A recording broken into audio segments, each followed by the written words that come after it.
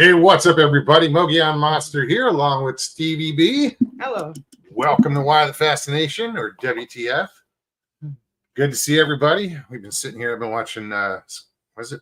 Squash and Holler. I caught up in that. Was like, oh, wait, I got a show to do. Yeah, I just saw Billy over there. What's up, Billy Schilling? Hey, Billy. Good to see you. Good to see you. Let's bring this microphone in a little bit. Hey, Sharon. And Sharon.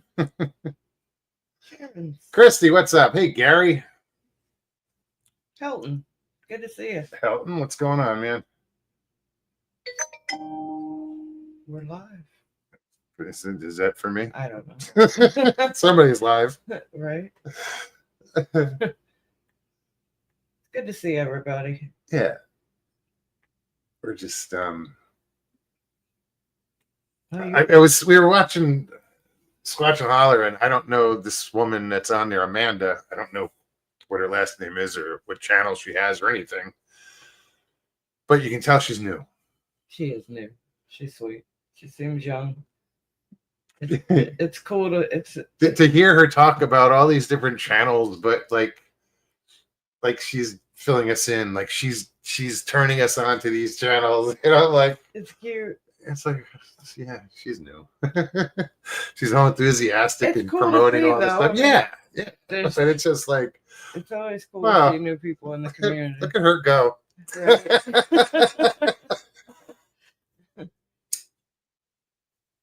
Sharon said Amanda the Bigfoot lady. Yeah, don't know her. Is that what her channel is? I'm just curious. I never heard of her. No. But then again, to my defense, I really haven't been following a lot here lately. Past months. There's so much out there right now. I just Sandra Piper. Some I can't watch because it's just I'd rather be in the forest. Not everybody's what they appear. I know it sounds terrible, but it's Christy, me too. Good to see you, but she says she's a little tired tonight. She works at the Bigfoot Museum in Georgia. Okay. Oh, right on. I probably met her. The one in Georgia? Yeah, I've been to that Bigfoot Museum. Yeah? Yeah. Okay. It's called Bigfoot Museum. Bigfoot Excursion. Expedition Bigfoot. I'm pretty sure that's what it is. That's cool. Yeah, it's a neat. It's the only Bigfoot museum I've been to. No, the one here. I've been to the one down in. It's not really a museum though. Down in the Keys. What is that? The headquarters. The Skunk Ape. Well, actually, this place, Skunk Ape headquarters. Oh, well then. Yeah. There it is. But yeah, that museum up there is cool. That's Freeze. That's where they got that big turd on display up there. Freeze to Cherry Log, Georgia. Gosh. Yes. I can't even talk. Sorry. What's up, Breeze? Good to see you. Yeah, that's it's cool. I went there with Bigfoot Anon. Okay. And who else went? I vaguely remember that. His buddy. Well, we were coming back from the Tennessee trip. Right. And we met there, and just from there we went our own separate ways, but it was cool. So yeah, guys, what I do is I put the link in chat, and anybody can click on that link and come hang out. You got something you want to talk about, story you want to tell, something you want to share. If you're lazy like Jim and just doesn't want to type. Come hang out. Yeah. You guys know how this works. Excuse me. Where did I put them? Where'd you put what? Oh, my glasses. I know I just cleaned them. Your eyes. My eyes.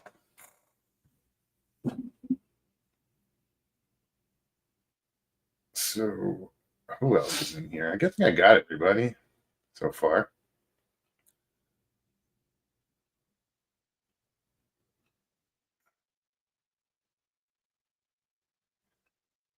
Sorry, I'm scrolling all the way back. Gary Johnson, I'm glad you're feeling better. Sorry to hear that you had to go through that. Apparently, you had a bad illness. Almost died. Oh wow. Well, it's Good that to you're- see you. Yeah, I was Yeah. gonna say that's Yeah. exactly what. Yeah. It's Glad like- you're here in chat. And good to see you.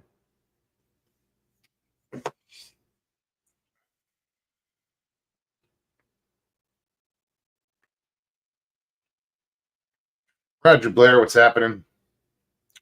Heidi, what's up, girl? Heidi Pop. Good to Drive see and you. listening. Right on. Be safe. Excuse me. Yeah, please be safe.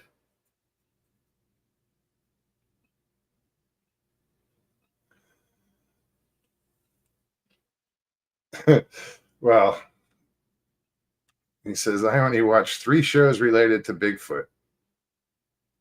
You and Stevie, Steve Calls, and Chris and Doug Highcheck. Well, so actually only 2. 2. We're just this anomaly in the community.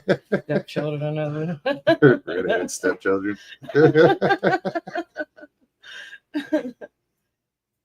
We're the black sheep. We're the tag along.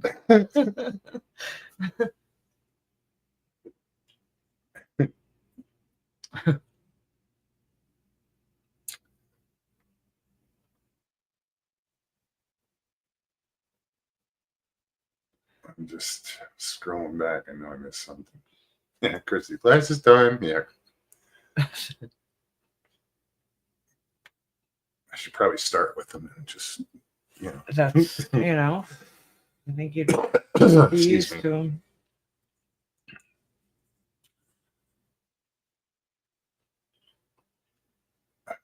Doo-doo-doo-doo. Hadn't really followed weather going on. Oh, you got to tell that story. Which one? The broom. Oh no, I don't know if I should. I don't think I should.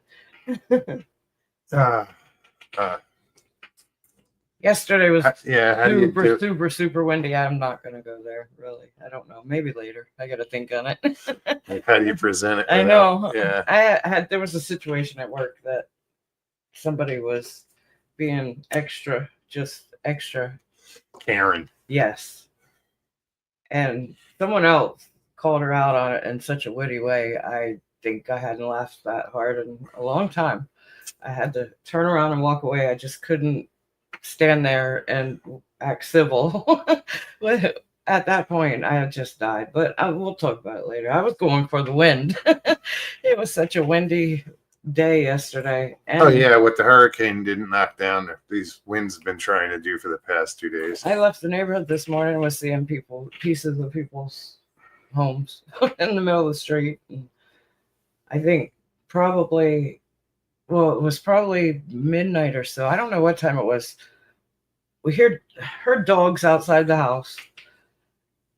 They were probably chasing the cats. I recognized the sound, was like, why am I hearing a dog crying or whining?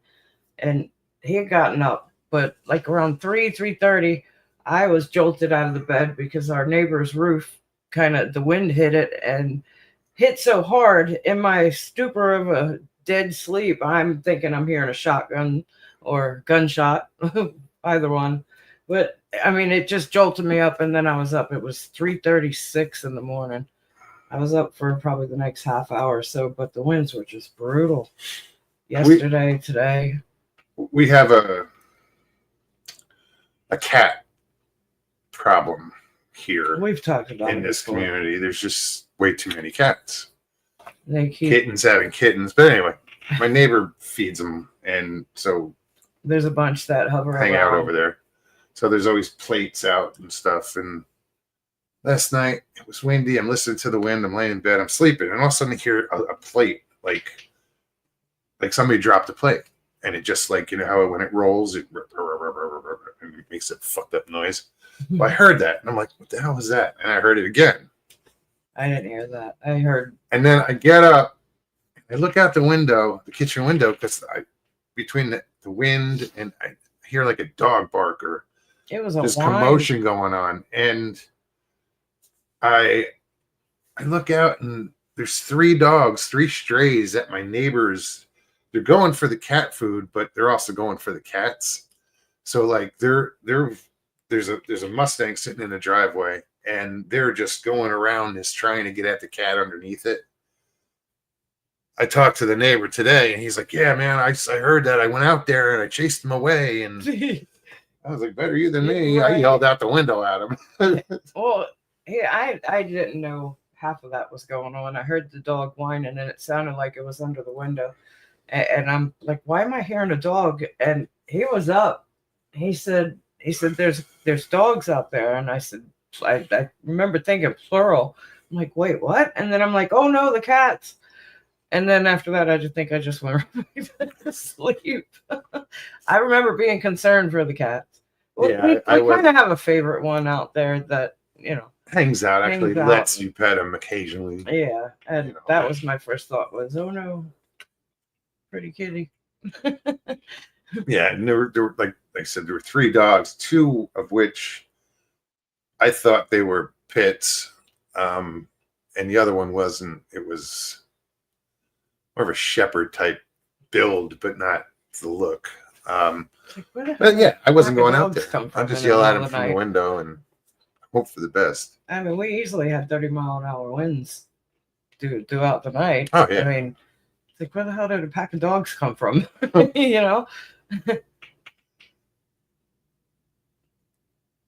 It's just funny. But Yeah, I actually worked. The winds were so bad today that I had to cancel a reservation that was supposed to go out today because they were anything over sustained over 17 miles an hour. We don't send anything out. And we were getting gusts to 25, 30 miles an hour today.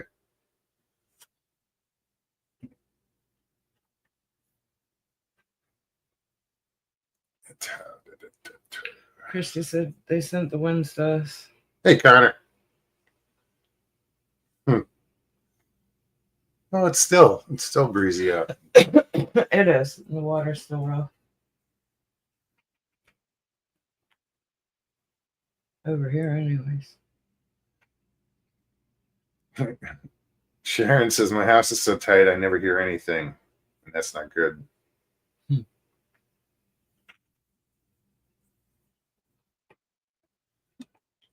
dogs wanted food. Cat food. Well, that's what they were attracted to. That's what was on those plates that I kept hearing was. Yeah, but then they found the cat that went along with Yeah, it. well, you know.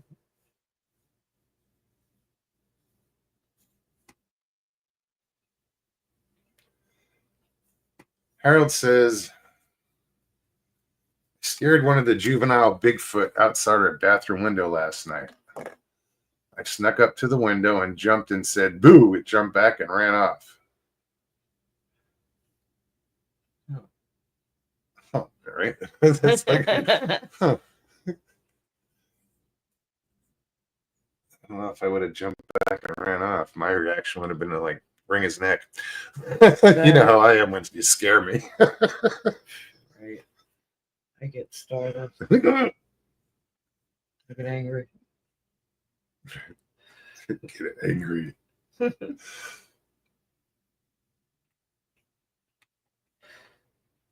How big is this juvenile, Harold?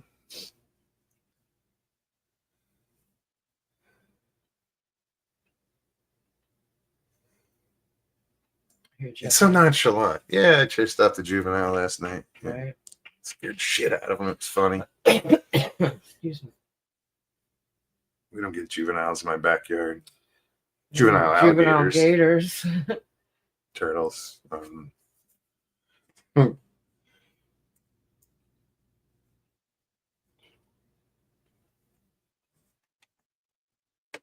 Link is in chat. You want to talk about it? Click that link. I'm curious.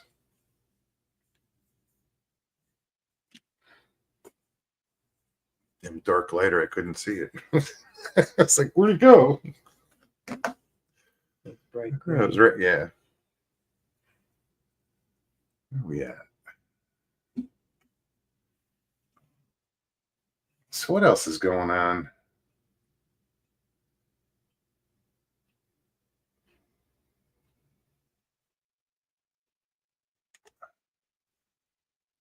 Bad thing is earlier that night during our show, we opened our living room curtains to maybe see one.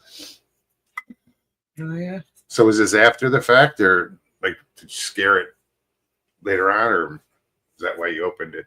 Because you like before the show. Does that make sense? Maybe. I'm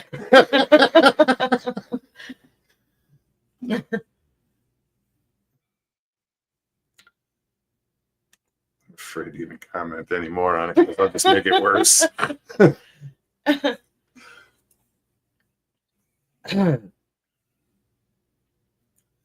6.5 to 7 foot. Male or female? Inquiring minds want to know. Right.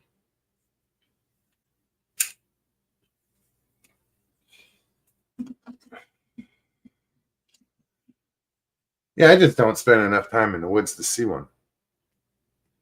We have to remedy that.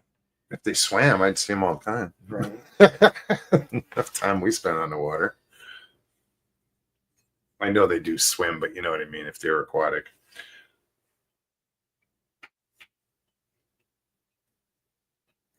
I'm assuming they swim. I've heard they swim. I can't say I know they swim. I've never seen one swim. Right. Well, how many times or how many stories do we hear that 3 juveniles People and that- male. people that are fishing, that's when they have their encounter? Something in the water, something. Larry on the Hart, bank, good to see you. something in the water or something on the bank, you know. Well, You hear about PMR, a lot, Bigfoot Michigan Rob, his was a fishing incident. right? Hey, Larry, good to see you. Water apes, skunk apes, swamp apes. Swamp apes, yeah. Bombs around 9 foot tall. Maybe I'll just take a ride. Let's take a ride to Oklahoma. Right. Let's do it. I'm always down for a good road trip. That's a pretty good. That's I know. pretty good road trip. I know.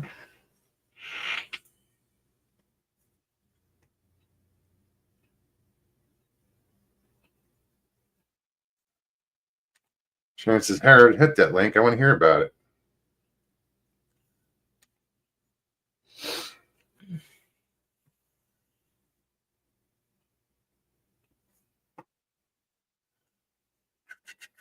Water apes.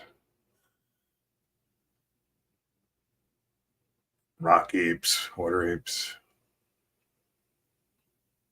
skunk apes, swamp apes. What other apes?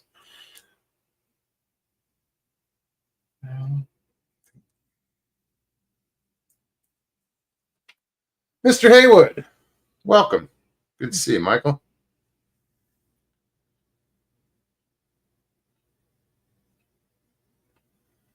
Elton says, no, this is not in the swamps. I think like up like Washington and Oregon. Well, that one encounter from Sasquatch Chronicles, that woman Claire, that I always, I shouldn't be alive. Story. Yeah. Oh, when she encountered them on the beach. Oh, I know. And that the one was, it was Exactly. chest deep, pulling out seaweed. Yeah. So I could see where that would, and that was up there. I don't know if it was Northern California or. Yeah, I don't remember where it took place.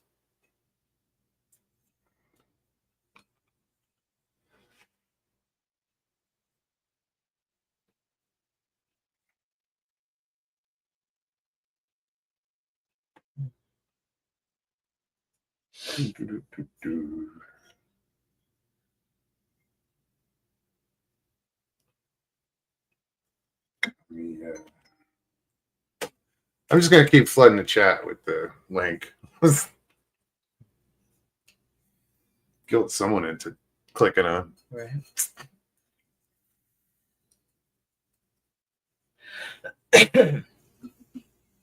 you have any water over there? No. Thank you.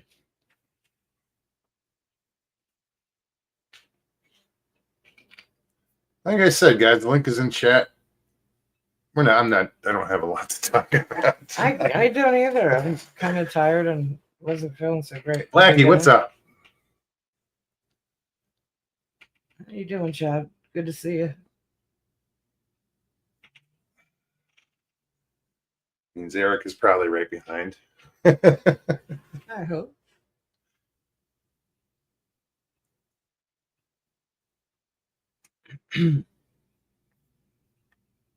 Who's live tonight? I don't know who else is live. Everyone. No. Everyone. You know, it's funny. Years ago, I wouldn't pick up my phone during a. Oh God, no. You wouldn't dare. No. No, it's like I really don't care. I do, but you know. Let's see. No, there was show etiquette, I guess. No, Squatch and Holler's still alive. In the beginning. 5 years ago. Outdoor University Online. What is that? Bigfoot and Us. Is that like the DNR from Ohio? I don't know. It might be. I must have known at some point because I got the same notification.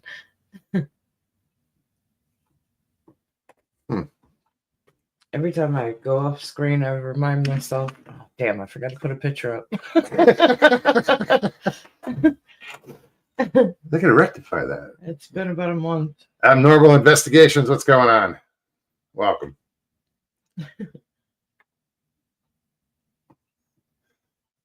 It's funny, the night that I'm actually paying attention to backstage, it's just like Nobody. Nobody.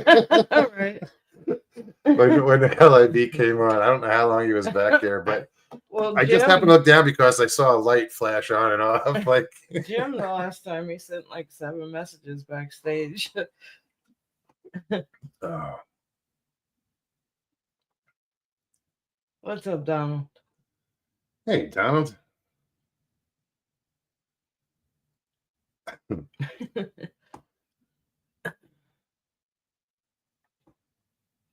Yeah, the one thing I don't like about fishing, about the wind, is it's impossible to fish. Oh no, there was no fishing in this one. I tried.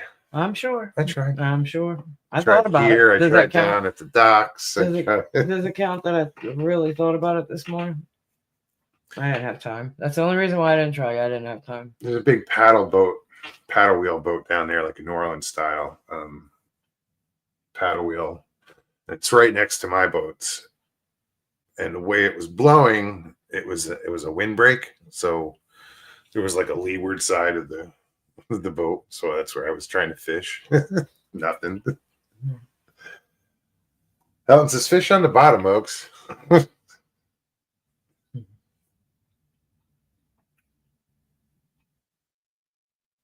Yeah, it was Yeah, I think I'm frustrating because I've woken up twice last night. The last time after 3 when the roof scared me next door, I went back to bed probably closer to. It was just after 4, I think. I usually get up at 4:30, but I was like, screw it, everything's ready to go. I just got to jump in my clothes and I'll be out of here. I didn't realize I missed the next alarm, so the one I heard was my 6 o'clock alarm. where you're I was already like, late. oh shit, no, because I have to leave by 6:30 at the latest, 6:45. But pushing it if I leave at 6:45. What's up, Chris? Just left me with no time. Got up, made coffee, jumped in my clothes, and was gone. Yeah, got there on time. That was a good thing. Yeah, I saw how windy it was. I was up at whatever 7 something or 8, and I knew there was no way I was letting the boat go out today. But I double checked with the boss, make sure, hey, can I? What's the Yeah, the limit? and they're like, yeah, if you don't think it's safe, then you can say no. I was like, right on. Well, the only reason you had to check was because there's, some people don't like to be told no. No. I get it at my job every day, all day. Just some people don't like to be told no. And you want to make sure that everything's on the up and up so you don't catch hell for it. Yeah, this person didn't want to be told no. But they're cool. I mean, they're cool people. I just was like, I felt bad, but I was like, no, dude, it can't happen today. Like an addiction. My job, anyways. I deal with. Chris just got his prescription for the prosthetic today. Oh, right on. All right. That's awesome. Indeed. It's exciting. You know, it's a freedom that you go without for a while and have to readjust to, and I mean, without it. And once you know it's on the path of remedying that, oh god, yeah, it's liberating. Good for you, Chris. I hope everything goes well. Yeah, absolutely. And still, like I said, reach out if you have any questions or want to talk or need help figuring things out. Because trust me, I had people there for me for that. It's yeah. I am here if you want to talk. David, how's it going? I'm excited for him. Sorry, I know I keep going on and on, but it's cool. Well, no, I mean that's it's a from what I've witnessed, it's tough, man. So she definitely knows what you're going through. I understand what you're going through, and to have that freedom or that just ahead of you, it's going to take a while, but that's awesome. I mean, you work at it every day. Well, even once you get it and you get adjusted to it, it's an everyday thing. No, I just adjusted one of hers an hour ago. Not even, 20 minutes before the show, probably half hour before the show, he was adjusted. One of mine gets turned in, and I tend to think it's because me driving is the way I set my foot. Yeah, so it gets turned in to where I'm like pigeon-toed or no, what is that's not. Is that it was a little pigeon-toed. Not so a little, a lot. I just moved it out a little. It gets that way a lot, and to the point where it starts digging into the side of my leg. So if I don't adjust it, then it could cause a break in the skin eventually. Ow! It just hit my elbow. Just being able to walk into the bathroom would be nice. Absolutely. Oh my god, I know. Trust me, I know. And what I did to make things a little easier for her was when I replaced the toilet, I got the tallest toilet I could find. It's obnoxiously tall. My feet just dangle off. I'm kidding. Come on. If his does. Jeez. No, I can flat foot it. Barely. It's 19 inches tall.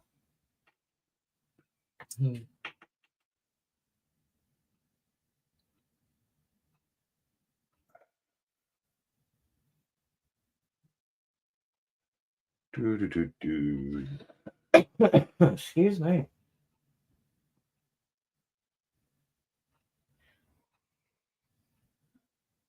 I did see one of my customers yesterday that I hadn't seen since before my amputation. Actually, I hadn't seen her since before COVID.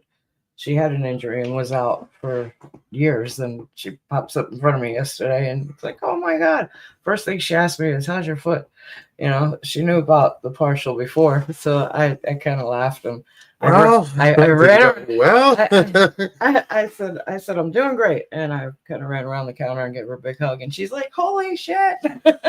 But she was happy for me because she knew all the years that I went through the pain and the crap that I dealt with. So she's like, I can't believe it. Look at you. Yeah, because I mean, it took a while to get used to it, but I tend to forget sometimes that, my legs aren't there. So it's not all fun and games, but it's a blessing for sure. Absolutely. It'll be work, Chris, but it's worth it. Yeah.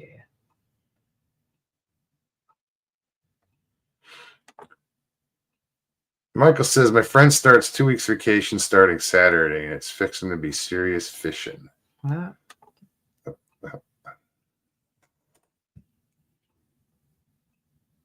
I'd be doing some serious fishing. This damn wind would stop. Shit, an hour before I went live, I was out there trying to fishing in the Figured dark. that's what you were doing.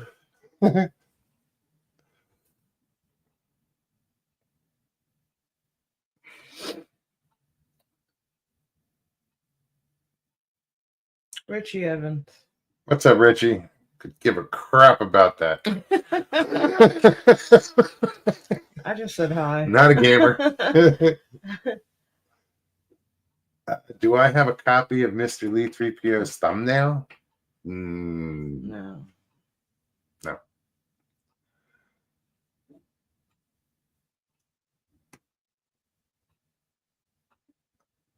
I have a friend who's going to paint my new leg like Boba Fett armor. He does custom cars. That's cool. They actually make I forget the name of the part. The socket, the part that your leg goes into, the outer portion of it, they make different, I guess, styles. You can pick, they call them tattoos. So Yeah. it's you can pretty much pick whatever you want. They may end up mentioning that to you as they design yours, that you can have it custom made to the manufacturer. I just, at the time, I'm like, just give me my legs. We'll do that later, maybe. Lucky said we had 60-mile-an-hour gusts today. Damn.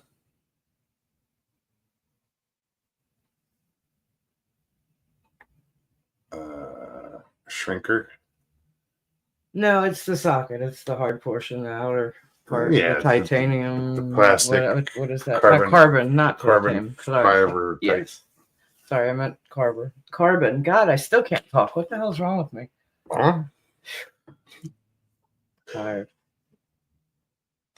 The shrinker's like a sock That is, yeah. that you pull over, and because as you know, your leg's swollen right now. But with the shrinker, It adjusts over time. yeah, it's amazing how much they do shrink.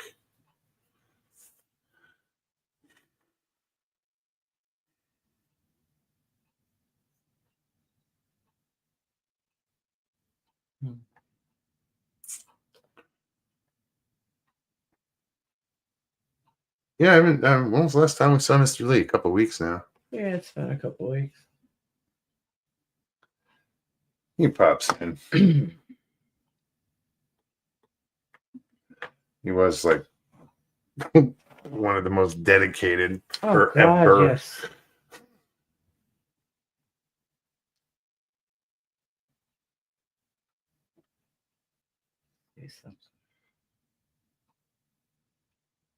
It's funny is like hear Stevie tell stories of like just things that happened in a day with her legs, like she just said about someone she hadn't seen forever, ask how's your foot. But like reactions from kids, Oh, they're the best. I love their innocence and candor. It's I welcome it, because 9 times out of 10, 99% of the time, it's robo related. She's got robot legs. Mom, why does she have robo legs? Or you have robo legs? NAC said I had a funny experience at a car lot today. Do tell. Donald said he was good at replying to emails, but that's been lackluster lately. I'm guessing he's talking about Mr. Lee. Yeah, I'm actually looking, because I sent him an email, and you're right, he did not reply.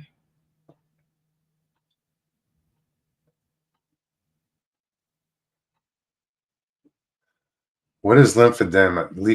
Lymphedema. Excuse me. What is what? He says sucky part, the leg that's the stump, has lymphedema. What is that? I have no idea. Pardon my ignorance.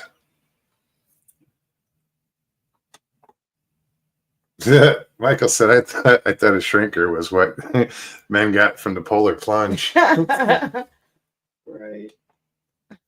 Shrinker. It's more like, run away. Richie says, yesterday on Expedition Bigfoot, they got a Bigfoot on camera.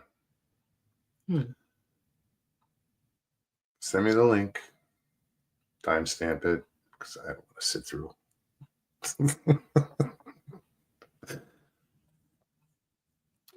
It's probably a thermal or something.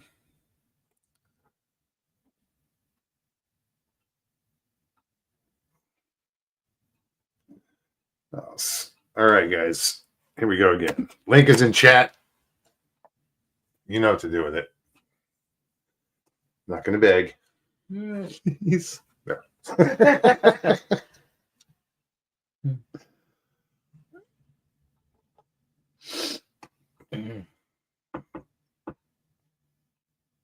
I'm going to be like Cotton Hill, King of the Hill. And when people ask my leg, I'm going to yell. The VC took my shins.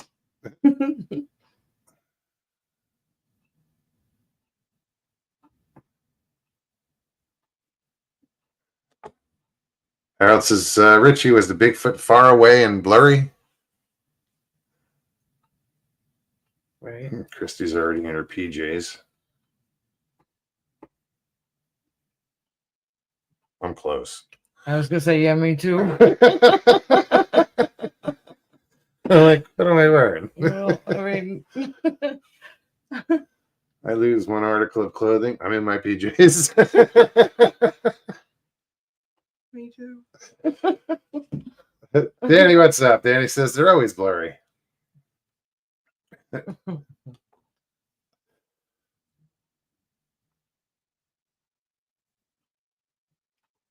Close your eyes and go to sleep. Right. That's about what time I woke up. Did it have a red circle around it? Well, I was gonna say something about a red circle. If not, it's not real. Right.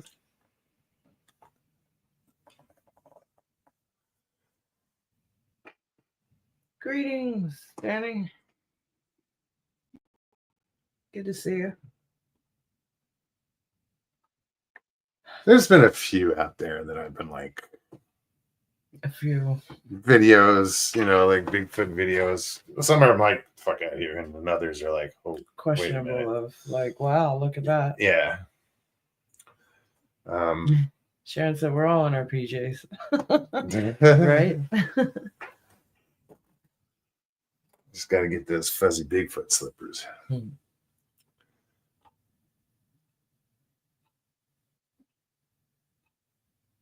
50-50 was in the hospital this week. Well, I hope you're feeling better. I'm 50-50. Okay. Yeah. It's like saying men's Sounds and men's. Right. Meh. Danny, are you close to the fires? I don't believe he is. No, I don't think he is either. Although with these winds, who knows? Well, we were under that red alert thing today. Yeah, there was a red flag alert.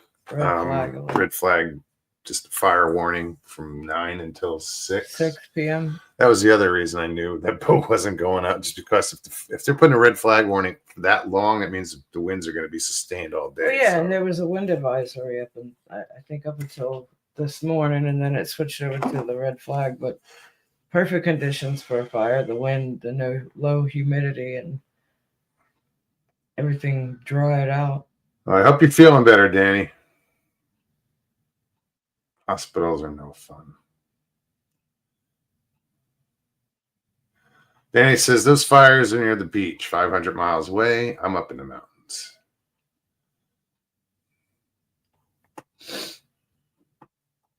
I'd like to go to the mountains. Oh, God, I'd love to. I get excited going over a bridge here. I go excited. Like, Get look at the excited view. driving through the forest in the morning. As far as height, there's no. Right.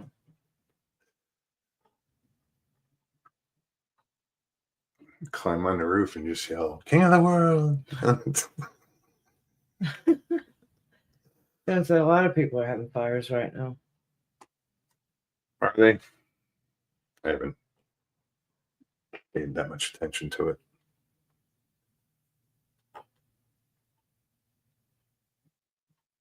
Christy says, "I want to be by the mountains." Me too.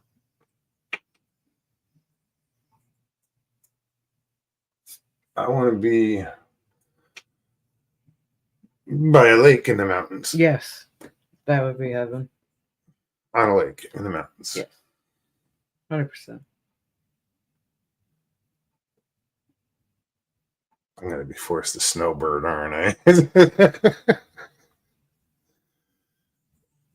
Well, let's face it, summers here suck. Oh, God. Horrible. I get why people do snowbird, though. Well, yeah, I get that too. Erica, welcome. Good to see you. Good to see you, Erica.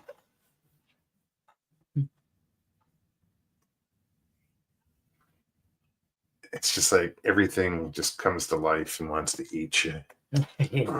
Starting with the mosquitoes. And the no-see-ums. And, we have like literally 19 varieties or species of mosquitoes here.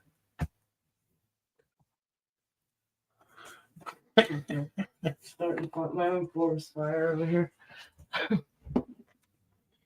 Melting my flooring. No. What's up, David? Oh, it's going good. How about y'all? We're doing good. What's new? Anything? Oh, we had the best laugh today. Yesterday, yesterday, I went and got the mail. My wife had one of these flyers in for the Kia. Carla, they had a little box on it and it said deal or no deal. Just pull the tab on the box to see if you match up for the prize. Well, I pulled the tab, looked at the number, matched it up. $2,500 winner. I called the youngest daughter up. I said, "Did you get one of the flyers in your mailbox?" "Yep." I said, "Pull the tab on it, see what you won." 2,500.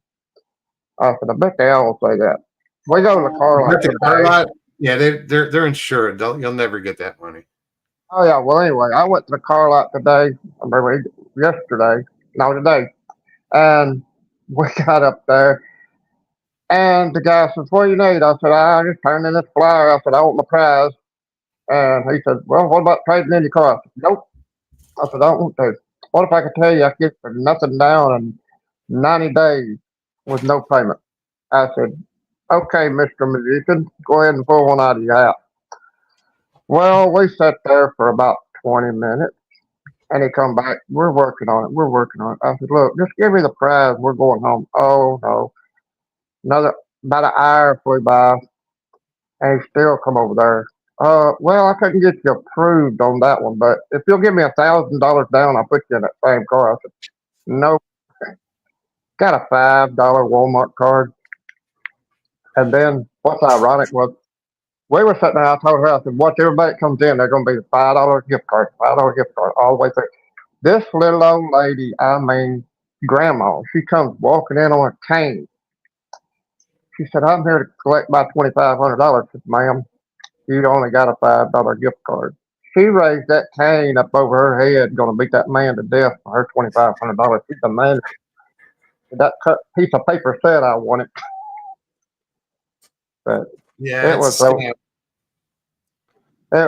funny to see an old woman stand up against about 4 car salesmen. That's awesome. And I got back home today and I checked the mail again. Had one in there from Hyundai. I said, "Okay." So I called them up.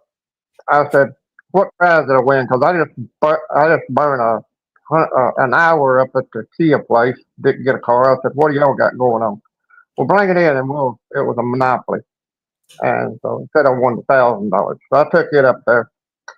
I said, "I ain't got time to waste. Just give me my prize. I got a set of earbuds." So yeah, they're it's a clickbait. scam. My ex-wife used to work.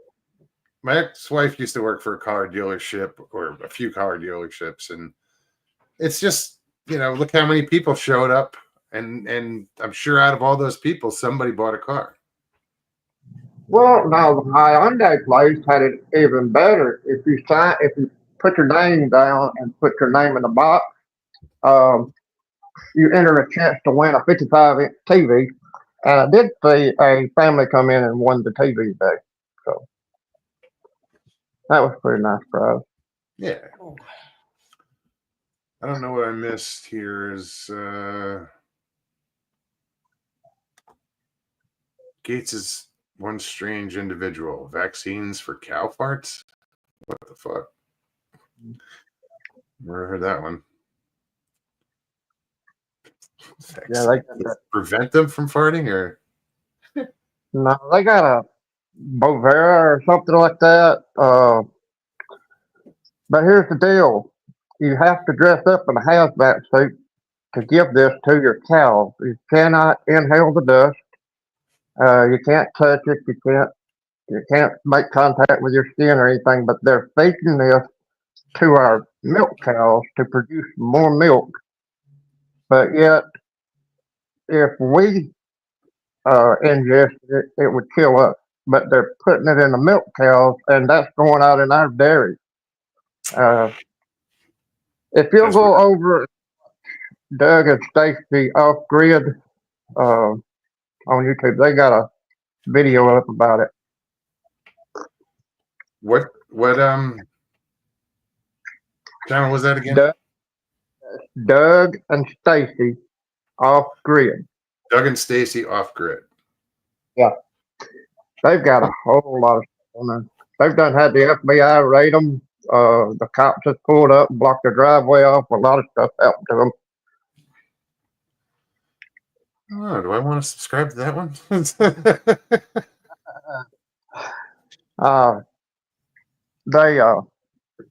They show a lot of stuff the government don't want you to see. It's just Mogs. He thinks the farts are causing global warming. It's part of the agenda to get us peasants eating insects. Jeez. That's true. Sharon guy said time to get chickens and And a milk a cow. Well, if bird flu was so dramatic as they're making it out that's hitting our chickens and killing them, don't you think there would already be more people dead than the COVID pandemic right now? If this bird flu was so bad. Because they're not only killing the ones that are infected, they're killing a whole flock of chickens. Every one of them, whether they test positive or negative. So then you would think price of chickens would go up, but that The thing is, yeah, that's what I was thinking. I would think that the meat prices was going up, but they say, well, it's only because it's the laying houses that's getting hit. But have y'all seen how enclosed these chicken houses are for the laying houses? I mean, I don't see how anything could get in. I don't pay that much attention to the chicken industry as far as, I've seen some of the horrendous conditions that the chickens get put through, but yeah, you would think that the price of chicken would go up, but it hasn't. no. Well, you remember whenever they started slaughtering the hogs because of H1N1. Well, that 30-pack of eggs here is now over $20. Yep, Most they're parents- ridiculous. And why is the price of chickens have not gone up? I know that's high, but damn, eggs are $10 a dozen. Right? Yeah, we bought was it a 30 It's pack? the 30 30 pack? 30 pack It's $20 over. It was $20 and change. change. Yeah, I sat there and figured it out, and it was like 68 cents or about 69 cents an egg. But then if you bought the dozen, it was like 96 cents an egg. There was a half a dozen for $5.98. That was a half a dozen? That was a half a dozen. That wasn't a dozen. Yeah. Oh shit! And that Yeah. would be Well, the 5 dozen at Walmart's nearly $25, and I saw a guy at the front door fixing to walk out. He had five boxes of the 5 dozen eggs going out with him. I don't know where he was going with them. Well, how long do they last in the refrigerator? I mean, I don't know. Yeah. I won't buy another 5 dozen back. I got some. I wound up with some red pancakes real quick. Like Didn't you said, like if the that. government would stop killing chickens in mass. Oh, Yeah, and if every third, what is it? Like if every third house or some shit like that had chickens, I forget what it is. yeah, and Elon Musk's FDA Doggy fired some of the FDA workers that was out there inspecting the chicken houses by accident. They all left and went home. Yeah, I think there's some areas that, like, if they're going after, like, I think NOAA, the National Oceanic and Atmospheric Administration, our weather, they're like cutting. Well, I just read in the paper yesterday. Well, I mean, when you start, you could go a deep dive into that conversation. Like I said about the senator here in Florida that's putting it up on the next ballot for against weather manipulation here in Florida. So What I can't understand is they're saying they're firing all of the federal people, but yet Huntsville Housing Authority is building houses so that they can house 500 more federal workers that's coming to work here in Huntsville. But I think the federal workers that they're laying off or firing or whatever are basically non-essential leeches that have been, not all of them. No, a lot of them. Not all. That was the whole reason for the Doge was to. Right, but then you look at the National Park Service, and you have an office of 20, and kinda, only 3 are left. Yeah. It's. I don't know how it balances out, but there is a lot of people that are losing jobs that shouldn't probably. Yeah. Yeah. So, I mean, I thought the same thing, Sharon. He probably had a restaurant. That's why he needs so many eggs. Right. That would be a deep rabbit hole to go down. Right. Yeah. I wish he was nearby.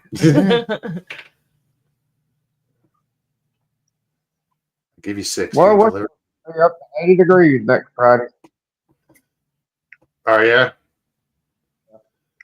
We've Finally. I think we're gonna hit 80 one of these days again. Well, yeah, I think so too. I don't think we hit about 71 today. Yeah, yesterday was like 67 for the high, I think. I think we got it close. And it got humid right before it rained. It was so nasty, humid out.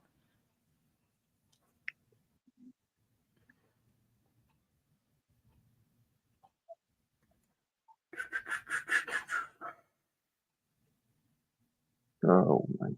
If the testing for these viruses is as accurate as the test they gave us, the chickens are being lost for horse crap. Oh yeah, that Redstone Arsenal they're talking about there. I accidentally turned into that place, and there's like 5 guards surrounded the car. What are you doing here? Who you coming to see? I said, I ain't coming to see nobody. I took a wrong turn. Well, let me see your driver's license. And they all go up there and huddle up. And he comes back and he says, here's your driver's license back. He said, but if you trespass on here again, we'll just have to shoot you next time. I was like, okay. Sir. It happened again.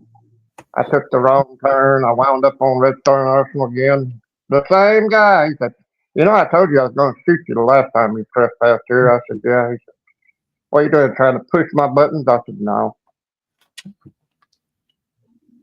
How long after, like, when? Wasn't like the next day or anything? Like 2 years later. Oh, But it was geez. the And he same. remembered you? I was surprised to even see him. I thought he'd done be gone.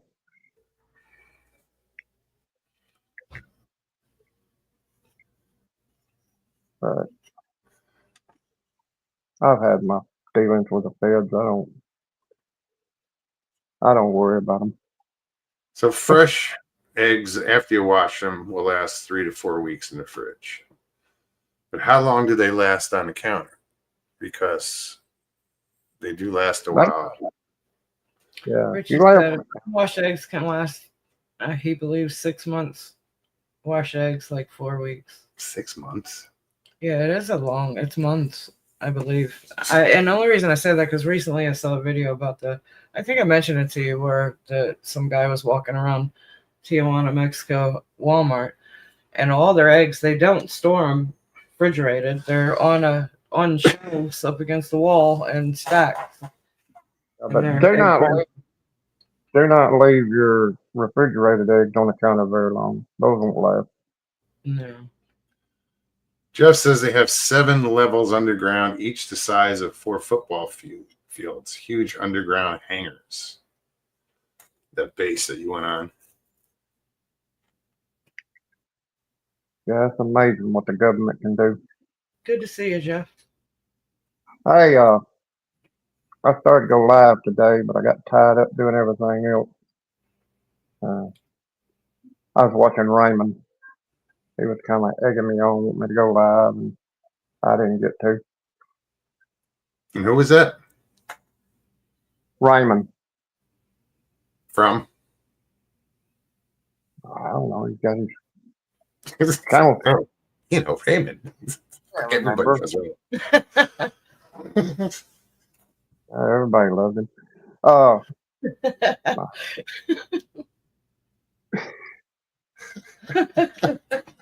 Oh, it's silly.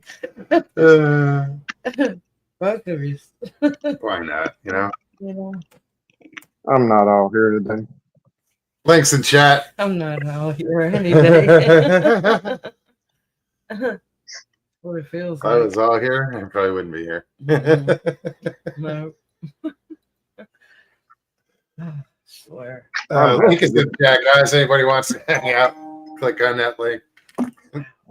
I'm happy being half normal. Who was that? Half? Yeah, You're doing half good. normal. You're doing good. Yeah. Smaller. Well, Burko's fishing adventure is live right now, I guess, but he's the name of that does say Quarantine Bay, doesn't it? I don't know if I want to fish in that anything with that name. I don't see it. Yeah. I don't Come have here and give us an update.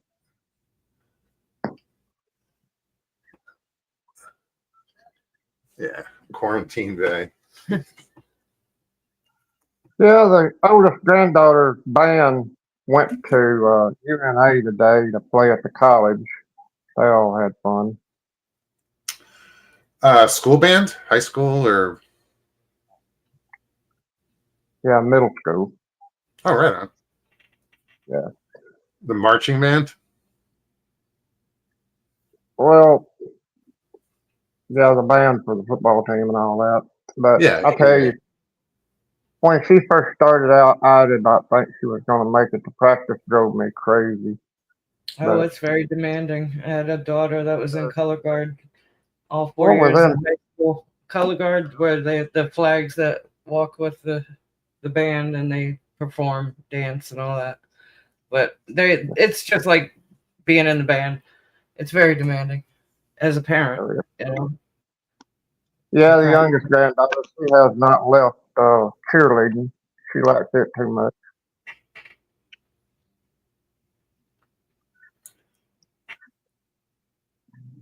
who, I seen Jeff in chat. I told him to jump on here and give us an update. What have you seen? what Jeff's been up to? What you see, what you heard. Hilton wants to know, ever had goose eggs? I've never even had goose. I was tempted. I had a Okay. whole bunch of geese on my farm. I was tempted to eat the ducks and the geese eggs. I heard duck eggs are really good. Well, I like eating duck at a restaurant, but my first ducks I shot and killed and carried home, I didn't skin them, and I didn't know to skin them, and man, those things were greasy. It's funny, Donald. Donald says the FLW scores a fish with more than 2 eyes as a weight bonus in Quarantine Bay. Weight bonus. That was good. Quarantine Bay. Chuck, what's up, man? Howling Underdog Films. Good to see you. Good to see you. Yeah, I gotta catch up on him. Cool. He's got some new stuff out I haven't watched yet. I usually try to keep up with all that. Richie says duck eggs are bigger and taste better. Yeah, I've never had one, but I heard I haven't either. it's like I've never had a quail egg, which I is have. like That I have. Oh, go get you some of those pickled quail eggs. I haven't had them pickled. I haven't had any eggs pickled. I don't think Oh, I have pickled either. Matter of fact. No, I mean I could just Go let to them make the sure you store. tell them, but Yeah. I just Click never. them right up I was the always street. like, I don't know. Yeah. If you're gonna eat some pickled eggs, make sure you eat plenty of Gas X before you do. No. It's like I've never had like pickles, pig's feet, or As far as I go, is the sausage. You know, the red sausage, and I don't even like that too much. Helton says geese eggs are illegal to take in the wild unless you have special federal permits, which we did. We raised quail. I know. Richie got his squirrel and his quail mixed up, didn't Yeah. he? Squirrel eggs. I believe you meant quail eggs, because you don't really eat them to get full off of it. Yeah. I wonder what kind of quail did you raise? Like chucker, or we used to hunt those. We used to stock them. On a hunting lease we had. We'd stock all the birds and chucker. Whatever. They was asking what happened to all the Bob White.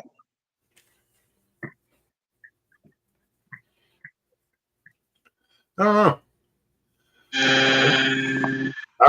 Out in Arizona, we had a lot of gamblers quail, which was cool. They had that little thing on their head, and they were cool.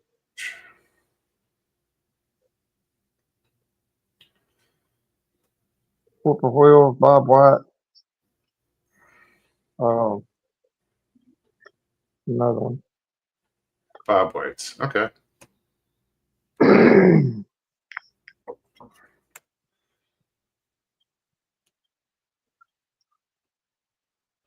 Isn't that quail that you can do a callback pen with?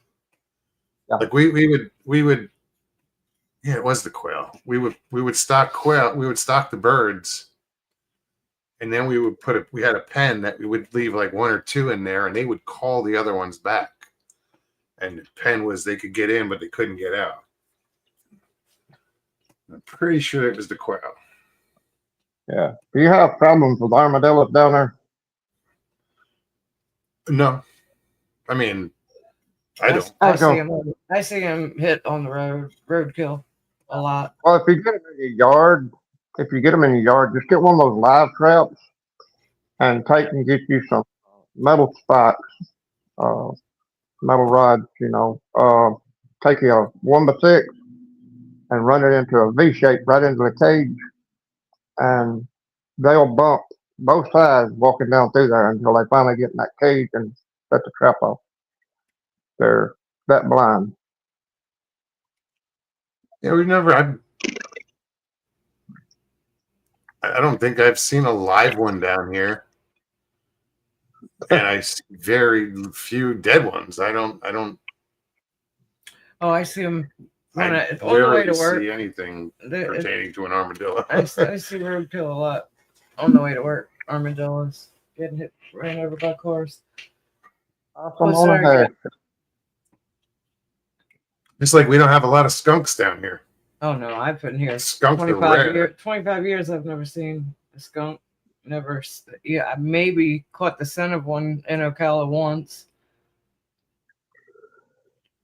Yeah, skunks are bad up towards Florence, right across O'Neill Bridge,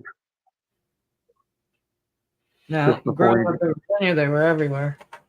Skunks were everywhere in Arizona too, That was Northern Virginia. and I didn't see a lot of raccoons in Arizona. I haven't Speaking seen of any. Aaron, Oh, they're speaking of everywhere. Aaron, Lord. I seen Kevin put up update on his health. He doing all right? Oops. Repeat what you just Ari- said. Speaking of Arizona, I saw Kevin put an update on his health. Oh, yeah, I didn't get a chance to watch it. I know he was up on one of his camps, church camp or something. How's he doing? I don't know. I haven't got a chance to watch it yet. I was wondering if you did. No. I just I didn't get over there and watch it yet. I'll probably watch it after a while.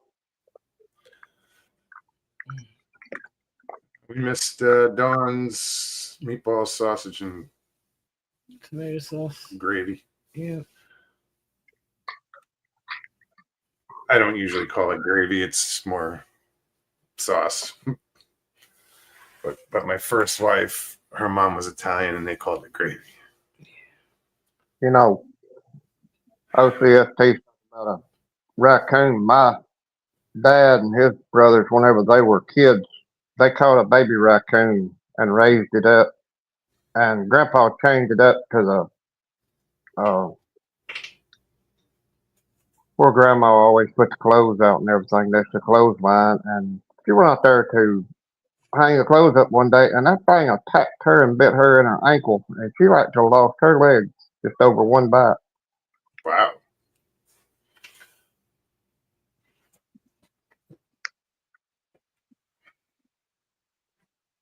My TV is driving me crazy. I've got y'all on TV so I can watch the chat, but it's behind my Well, phone. there's a delay, It's a delay bad.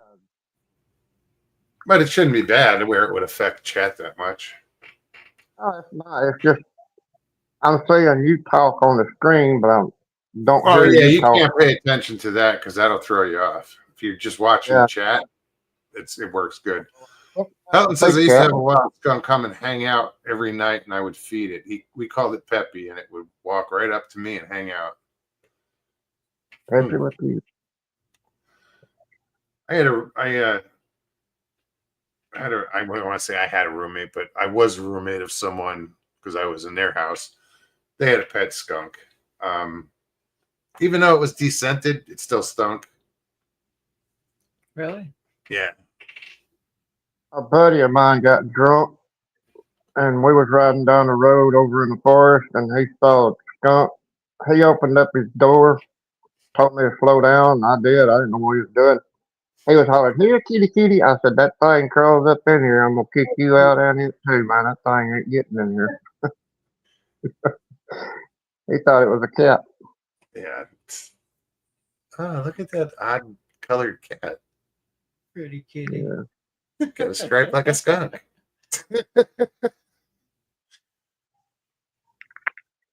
Do I ask? What? I'm trying to upload pictures for my avatar while y'all was talking. Sorry. He's like doing a side job over here on a computer. Like, where is that on my screen? I'm uploading pictures from my phone. Chuck says we have lots of skunks around here. I've even seen armadillos here lately. Never seen one up this far until a couple years ago. Never knew they were here. Yeah, I haven't seen any. I guess if any critter in the woods would freak me out, that would be seeing a porcupine. I have yet to see one in the wild.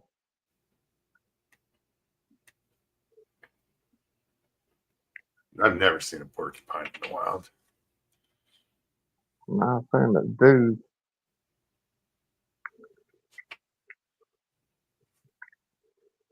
That's weird.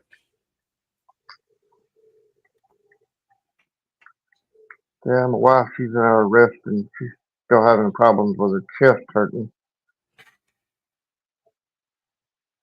She slammed pretty hard in that nightstand. Harold says I had a raccoon buddy when I camped out one time. I named him George Cooney. He loved sharing ranch Doritos with me. We took turns grabbing from the bag, one chip at a time. Jeez.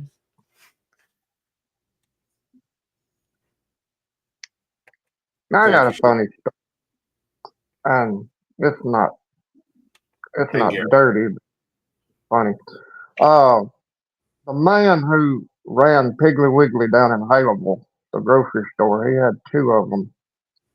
One downtown and one out on up towards Double Springs up there. And some of the guys finally invited him to go deer hunting because he had never been deer hunting. They got him over in the forest and told him, here, you got to spray this scent on you so that the deer will be attracted to you and come to you. They did not tell him, but they had some female dog urine and they were hunting with dogs, and the dog was in estrus, and they sprayed that on him, and them dogs tackled him and was going crazy, and he left the forest crying. He said he'd never go hunting again. What's up, Biggie? No, that's terrible, man. One, you shouldn't hunt deer with dogs. And then just to turn them on somebody is just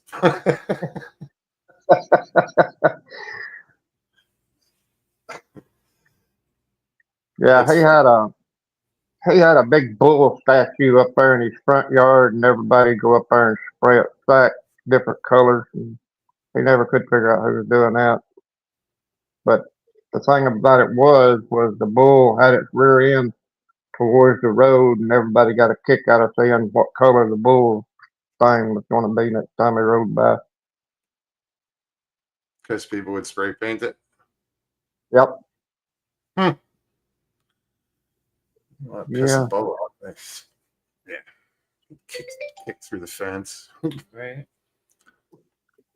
Yeah, he had that statue of that bull up there, and then Walmart wound up with the property and got rid of everything, house and all.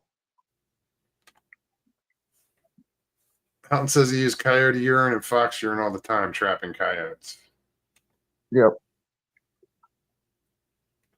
Well, I used to use doe urine, on a rag and tie it to my boot whenever I'd walk into a tree stand.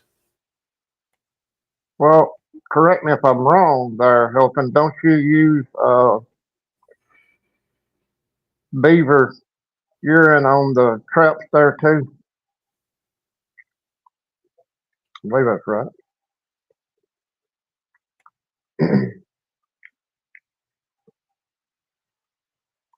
Yeah, Richie just said the same thing I did. Doe piss. Yeah. Well, that's what Mr. Williams thought he was getting sprayed on him, but they used that dog urine. King Helton said he was. His mind was never right again. Yeah, that's one thing I've never ate is beaver and moose. I've had caribou, elk, and deer, but somehow or another, I've had elk and deer. Never had moose. No caribou. caribou was pretty greasy to me. Is it? Elk's a little, yeah. To me, it was. Might have just been the way they fixed it.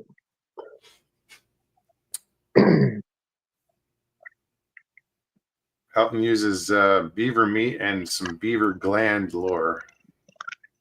Yeah. Michael says, I baked the beaver and I liked it.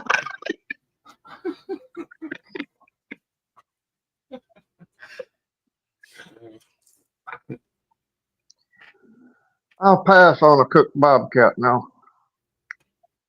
To me, that would taste nasty. But you know, if There we go. my uncle fixed 2 big plates of barbecue, we were up in Tennessee, and we just got there at supper time, and they had 2 big old plates of barbecue there. And we were going to go on over instead of intruding on them, we were going to go ahead and go get us a motel room and stay.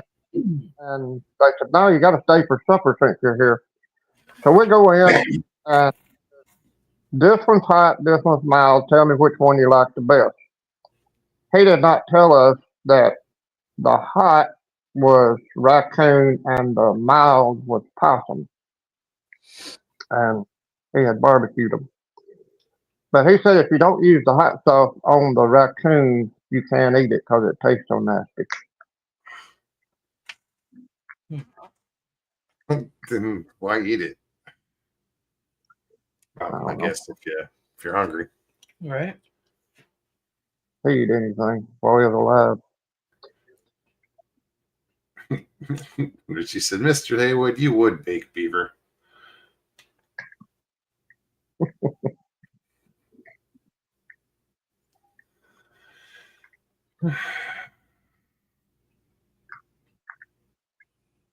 You know, funny story Yeah. about that. Dad was playing a beaver. Go ahead. No, Chuck said never eaten a raccoon, but years ago at my old job, I did get baked with a couple of them behind the dumpsters.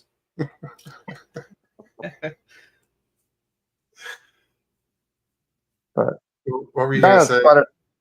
Dad spotted a coon up in a tree by the house, and he told me to go in and get the rifle. And I had forgotten that I was seeing how many 22 short shells would go in that automatic rifle, and I forgot to unload it and put the long rifles back in. Well, I hand him the rifle, and he goes to popping off shots. Man, that was the maddest raccoon I've ever seen. Every time that little short rifle shell would hit it, it would just growl like crazy.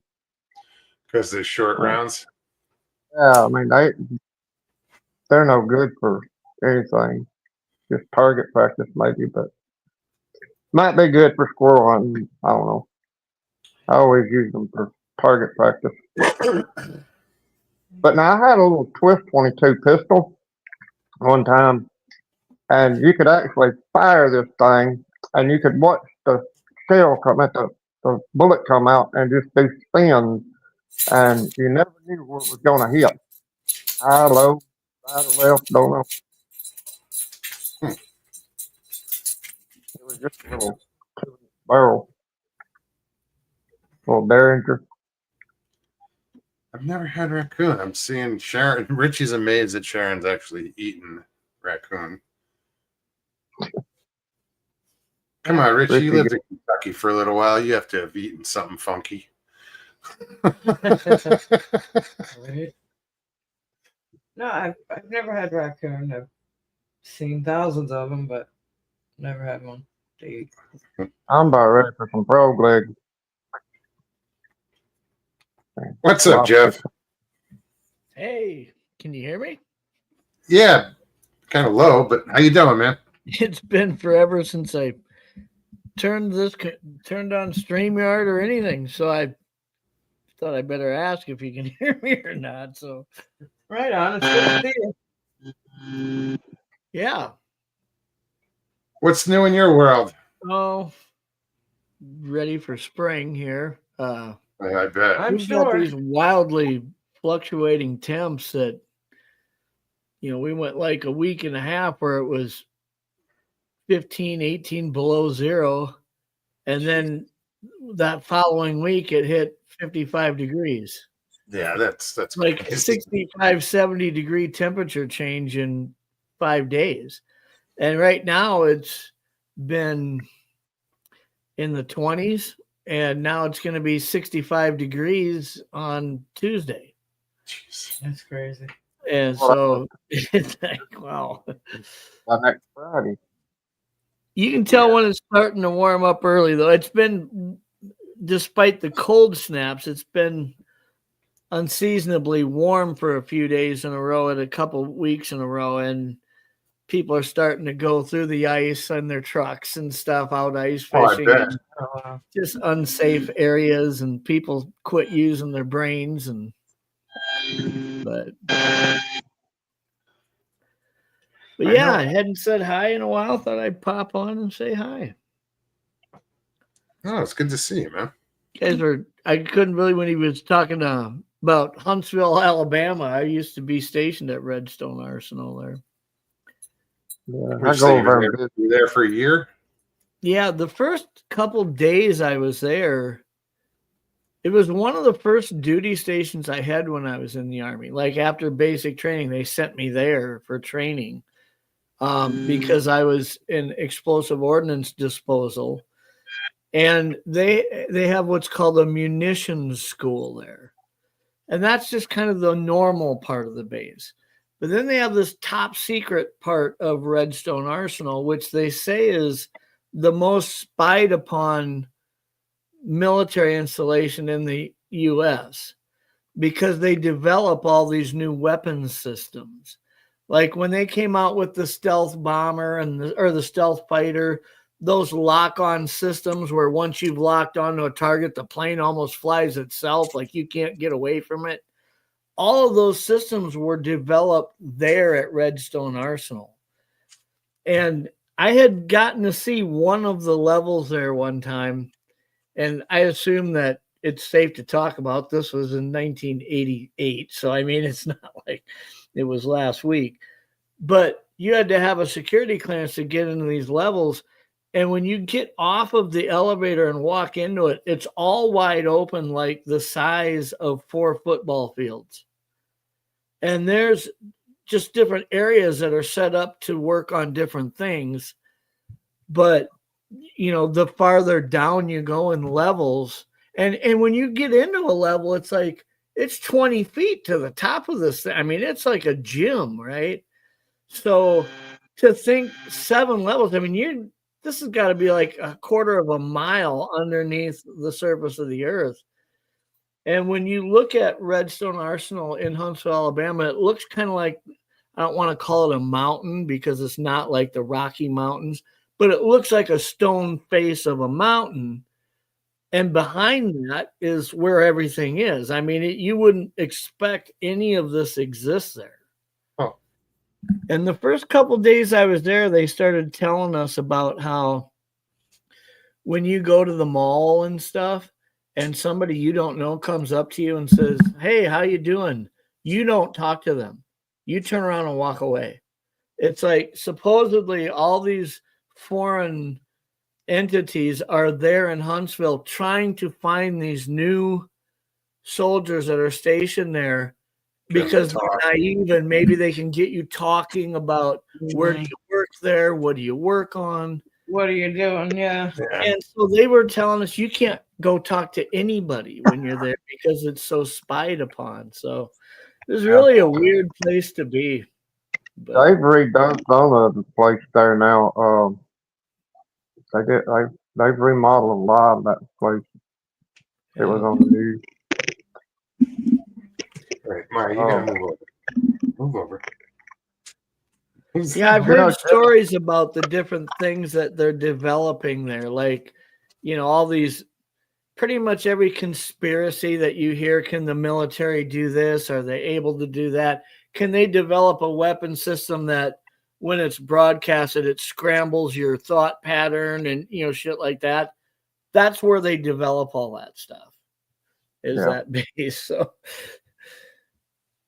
it's like, that's where the Men Who Stare at Goats is. Right. Come on, move. All right, move over. Excuse me a second. Jeff, I got a funny story for you. Don Tidwell was the richest man in Haleville, and he owned a lumber company along with trucking industry. He hired him some Iranians to work for him, and he had left his limo at the airport there in Haleville for them to come on and drive, and instructions how to get to where he was and everything. He had a bar in the back of this limo, and these 3 Iranians get in this limo. And I was thinking to myself after I heard this story, why are we so scared of the Iranians if they're this dumb? Okay. He put it on cruise control, crawled over the seat, got back there and was enjoying drinks with them, thought he had put the car on autopilot and run it off the bluff. Brand new limousine. Then you wonder, when you hear stories like that told over and over, how much of the truth stays intact and how much does it become embellished? You know what I mean? Right. That was told at the Dairy Queen downtown just as soon as it happened. Don come in. He said, "I can't believe these guys are supposed to be so smart, but they're so dang dumb." He said he put my car on cruise control. I think he put it on autopilot and joined the guys in the back seat for a drink. Mm. Totaled out my brand new limo.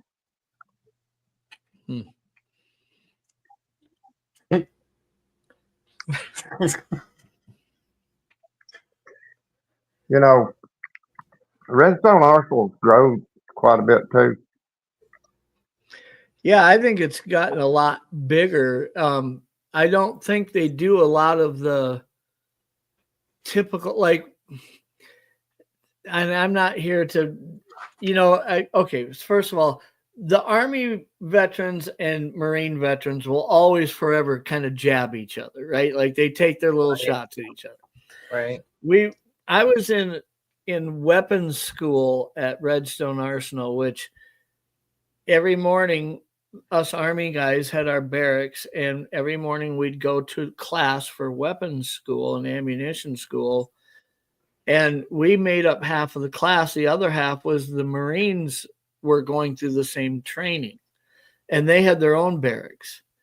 And one morning we showed up and the Marines weren't in class, and we were asking the instructor, where's the Marines at? And he's like, well, they had a problem last night. They burnt down their barracks. Jeez. And I said, what do you mean? And anybody who's in the military was in the military can relate to this. One of the things you do as a trainee is you run a floor buffer on your wood floor in your barracks, and you get that thing to shine, right? And the way that you would do it, if you want to cheat a little bit, is you'd take a tin of like turtle wax, car wax, take the lid off of it, the metal tin, and you'd light it on fire so that it would flame and liquefy. And then you'd take that can and you'd drizzle drops of it on your floor. And the way you put the flames out is to put the lid back on the can, and it would cut the O2 off and it extinguished. And then you could floor buff and that wax would shine. These Marines did that. They lit the car wax on fire, drizzled on their floor, and then one of them went to blow it to put it out and blew it on one of their beds. And the whole place caught on fire, and they burnt their barracks down that night. And so, like, they had to find him a different place to sleep. And, like, 2 days later, when they all came back to class, man, we just gave them shit until they couldn't take it anymore. It was on fire guard that night. But I don't think Redstone Arsenal does that simple type of training for that stuff anymore. I think really all they do now is R&D, weapons development and things. Like when Richie said here in the chat how his uncle worked on the F-22 Raptor. The F-22 Raptor was developed and implemented, test flown, everything out of New York, I believe, in Long Island. However, all the angles and the panels that they used and how they would deflect radar and what they were resistant to, I think all that was probably tested at Redstone and then put together in Long Island. You know what I mean? It's kind of their proving grounds for all these ideas, But Helton wants to know, okay, they burned it down, but was the floor shiny? all right, I don't know.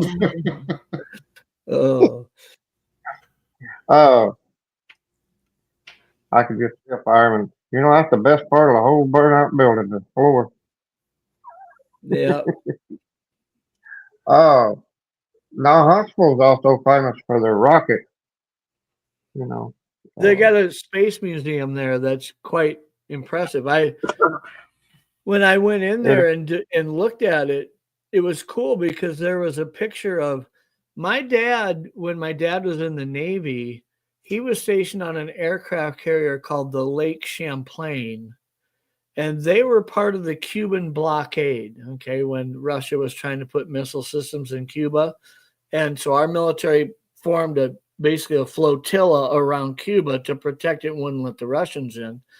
And my dad flew a helicopter, one of those big, ugly looking, bulbous looking helicopters that fly off these Navy carriers. And at the time, Alan B. Shepard was the first man in space to orbit the Earth. And his space capsule landed near Cuba. And they were looking at who was the closest aircraft carrier, and it was my dad's. And my dad got to fly the helicopter that picked up Alan B. Shepard's capsule and set it on the deck of their aircraft carrier. Oh, wow. And afterwards, he was standing there with him, taking a picture with his flight crew and stuff. And so as I'm, new into the Army, I'm like, hey, they got this space museum here in Huntsville. I'm looking at a picture on the deck of this aircraft carrier of Alan B. Shepard standing next to my dad. That's cool. That's awesome. It blew me away. I was like, That is awesome.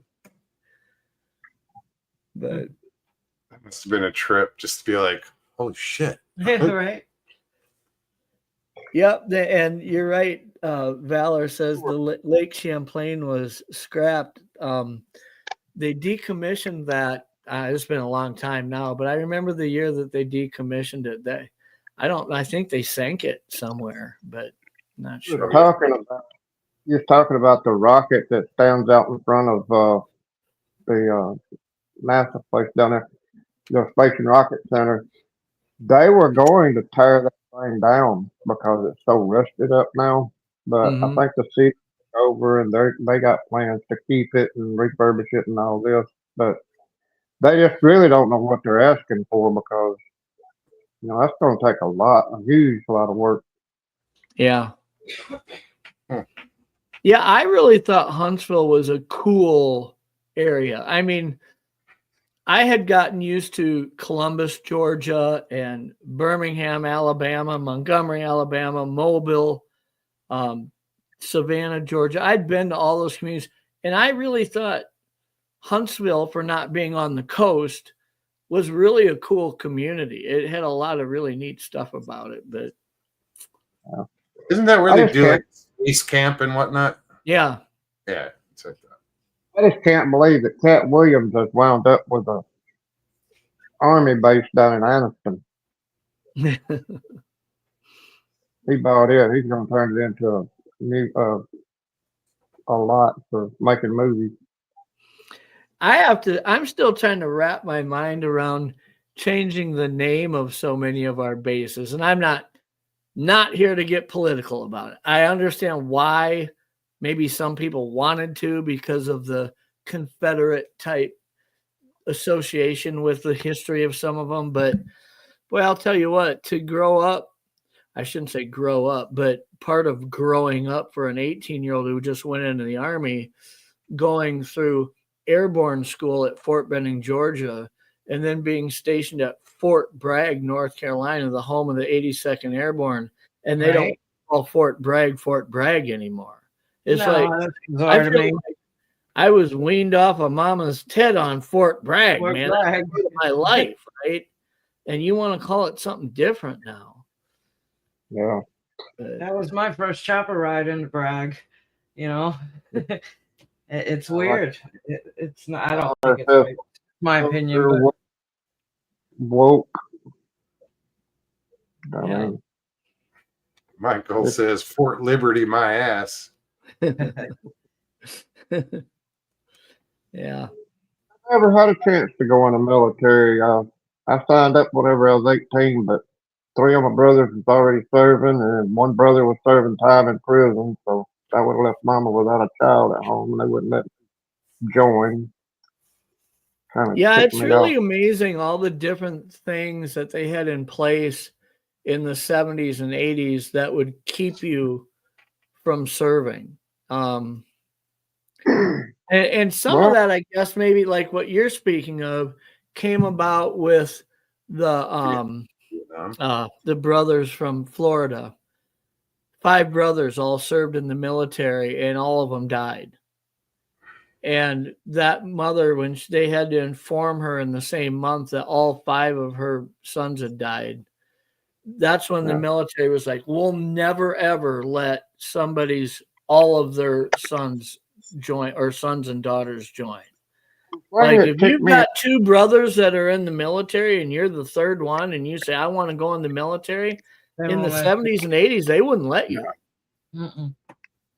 No.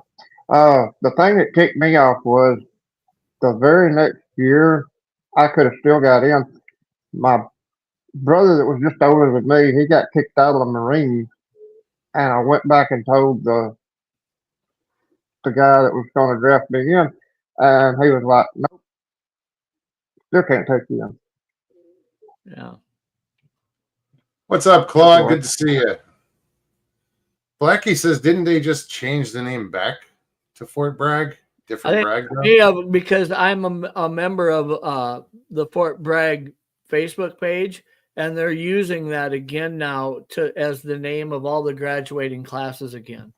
And Fort Bragg just announced their NCO of the year and their specialist of the year or something like that from the airborne, and both of them were from the 2nd of the 504th, but it all says Fort Bragg on it now again. So That's cool.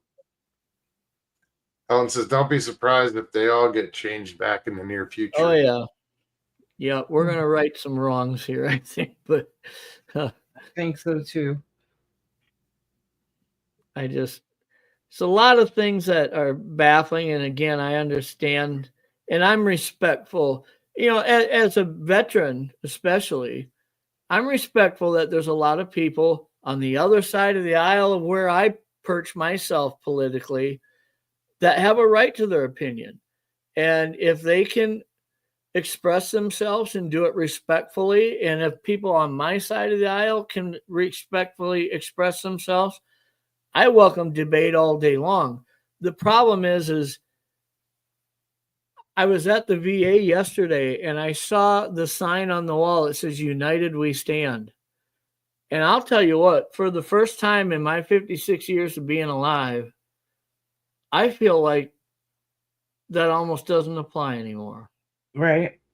In the worst times in our history, united we stood. I remember during 9/11, when 9/11 happened, there was a lot of difference between left and right, and there was a lot of arguing going on.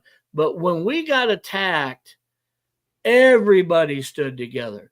I remember the fire departments at the grocery stores and the parking lots doing fundraisers and washing cars, and we got to all be on the same team, and it didn't matter where you stood politically. We were on that same team, and I don't think we can get there anymore.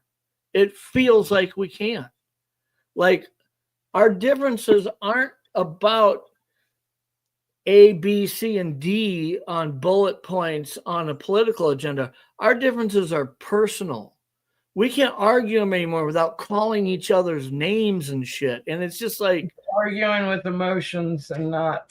Yeah, I feel like united we stand. I don't know if we can get back there anymore, to be honest with you.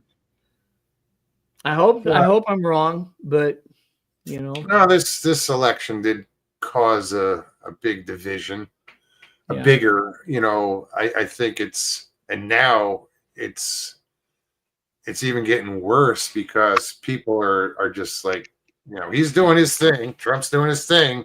Well, if you look back at whether it was when Reagan was given a State of the Union and the Dems weren't happy with him, they didn't look happy at the State of the Union address. I get it, right?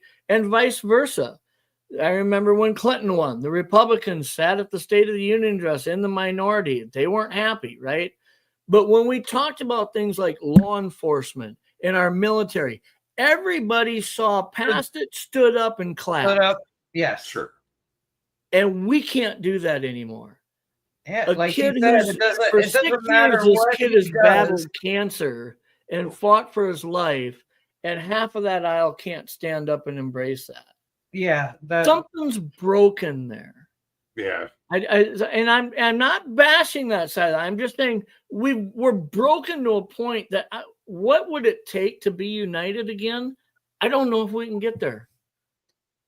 Well, I have heard since that some of those people on that side have changed their mind as far as not that we're in that room. I'm saying in general. Yeah. You know, I know that today. and they're like, you can't even take a second to show that, you know, we're for the people. We're here. We're united on certain things, like you said. And now I've seen it all day. I've heard it outside my desk. People's conversations. You know, I'm a Democrat, but I didn't like what I saw the other night. Yeah. You know what I mean? Yeah. So people are starting to think When now. that girl was talking about when she played volleyball, and this huge guy was on identifying as a woman playing on the other team, and he spiked the ball in her face so hard it put her in traumatic brain injury. And she recovered from it, and she's there, and everybody said, we're going to protect your sport so that this doesn't have to happen to anybody else. Everybody's going crazy, and not one person on that side of the aisle could at least stand up and say, yeah, you know, nothing, not a clap, not a. And it's like, no, we've got to find our way back to the middle. When Reagan was president, when Clinton was president, when these guys, Bush was president, we had huge fundamental differences, but we were able to find something in the middle. Like, I'll give you this, but this is what I want in return. And was it all on the up and up? Probably not. But there was some middle ground to be found. There's no middle ground anymore. no. There's just nothing neutral. The middle ground. Unless we get to a point where we say, I think maybe the real answer, and none of Washington wants it, but to say term limits, all you people that have been in there longer than 8 years, get out. Let's put fresh blood in there and start thinking differently. Maybe we could turn this thing back straight again for both sides of the aisle. Sure. You know, this whole Doge thing, finding these hundreds of billions of dollars, both sides of the aisle are guilty of this. That's what I said. Taxpayers taking it up the butt from these politicians for decades from both sides of the aisle.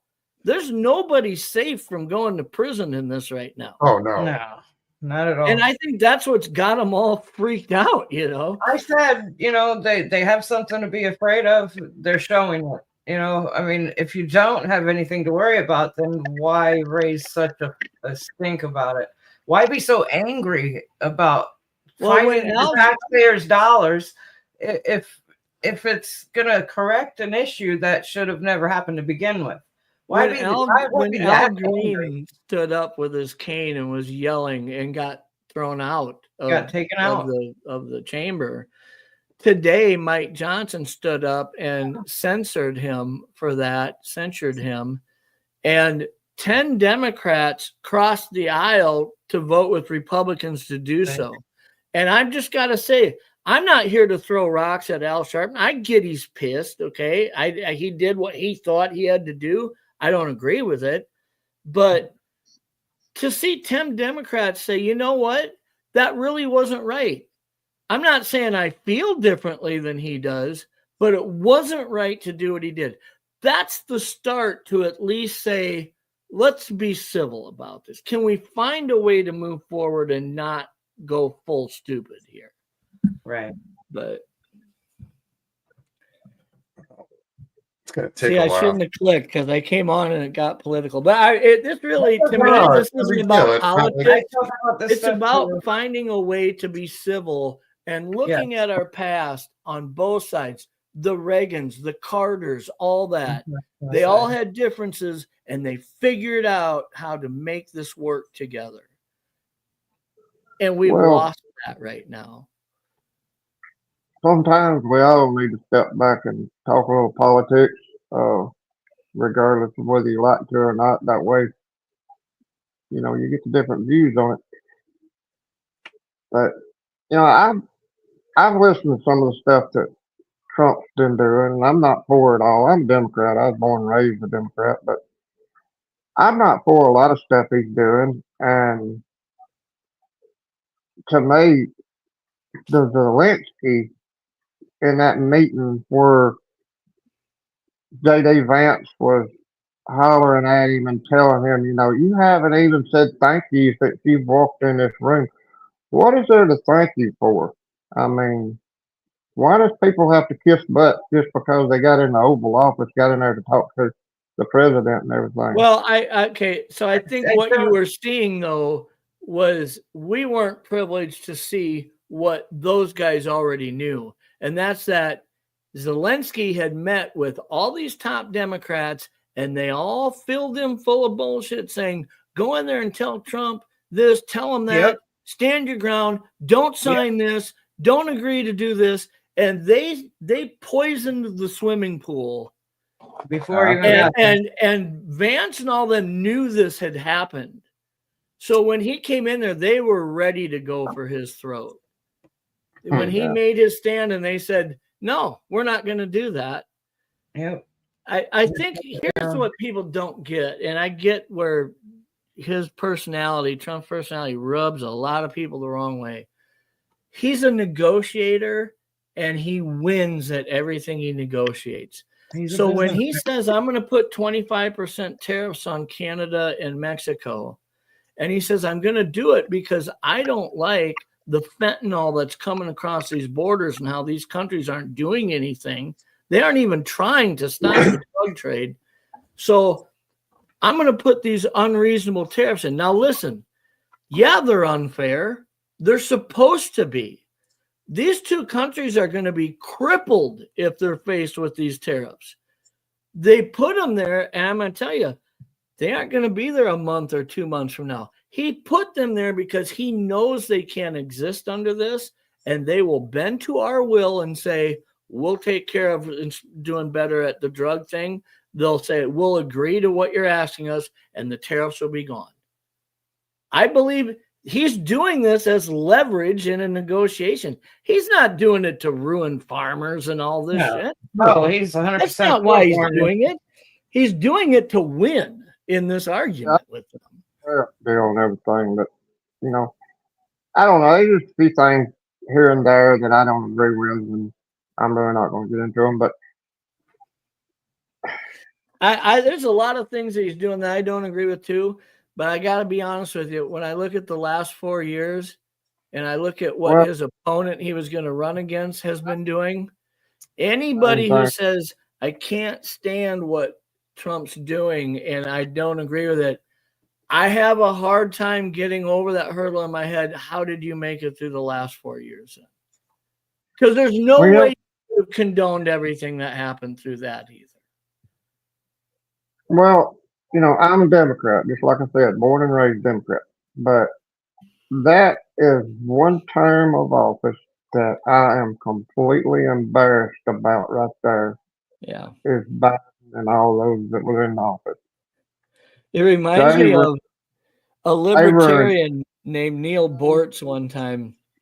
I remember on his show, he had a guest on, and the guest said, "I'm a Democrat." And Neil Bortz was kind of really in the middle, which is kind of where I am. He's a libertarian who believes every human should have the right to do what they want as long as they don't interfere with each other's rights to do what they want, right?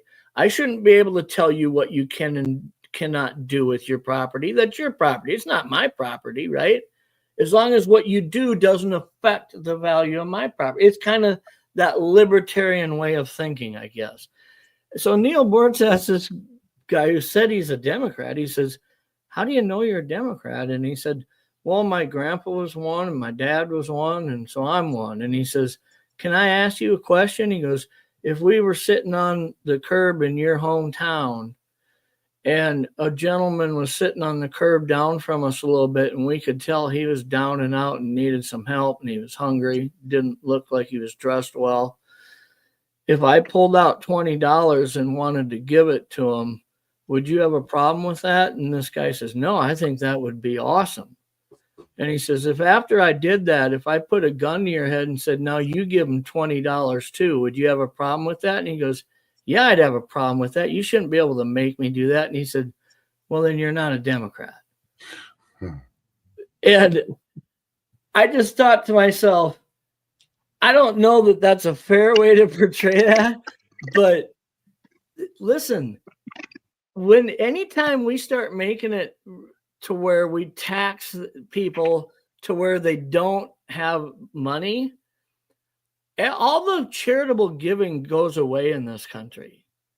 The amount of people who give to charities to help people battling cancer, to help veterans, to help homeless people, all this giving goes down when taxes go up because people just don't give then. And when that goes down, that really hurts this country. I mean, I know our government's involved in putting a lot of money in the pockets, but the people who really do the most help for helping each other out is us. When you walk into a convenience store and you see a tip jar looking thing that has a little girl's picture on it saying she needs to raise money for surgery or whatever, you're putting money in that jar. When somebody's having a fundraiser at your local small town dive bar because so-and-so has cancer and his family's trying to raise money for treatment, you want to go there and help. The government's not there writing out checks. It's us doing it. And we got to get back to that about caring for each other and taking care of each other and fuck who's on the left side and the right side. Right. Just be good to each other again, you know? But No, it's so rare now. It's like, what the fuck? It's so easy to do, you know, but it's just not that way anymore. I got a sweatshirt that on the back of it, it says, it's heartbreaking to know that people all around us are dying from lack of an encouraging word. And I've had people walk up to me in gas stations say, dude, that fucking sweatshirt, man, that really got to me. It's so simple. But that's what, do people even hear from each other anymore? Hey, you can do this today. I don't know what you're going through, but you got this. I got your back. Good luck, man. Nobody encourages anybody anymore, it feels like. I mean, it does happen, but it's just not natural. We do. I think we do, and we find communities like this where we, you know, that's one thing that's always been special about your guys' chat here is people care about each other. We give a shit about each other. People are talking about, I haven't seen so-and-so. Has anybody heard from him lately? What's he dealing with? Oh, I heard he, you know, had to have surgery or whatever. Oh, man, I'm praying for him, this and that. It's like we see that here, and most of these people have never met each other. Oh, Right, yeah. exactly. But we've been around each other for years. We exist in communities and we're walking past each other and people are sitting there broken and we don't give a shit about each other. We're just, fuck them. I've got stuff to do today, you know? It's... No, I'm the type of person that buys the guy the meal in the Wendy's parking lot, you know, that he's going car to car and everybody's ignoring him. I just rolled the window. What do you want, dude? Yeah. He's like, hey, no, I get it. What do you want? Yeah. What am I buying for you?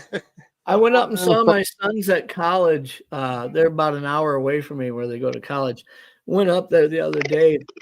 And as I was getting off the interstate, this one dude standing there. This isn't a big city.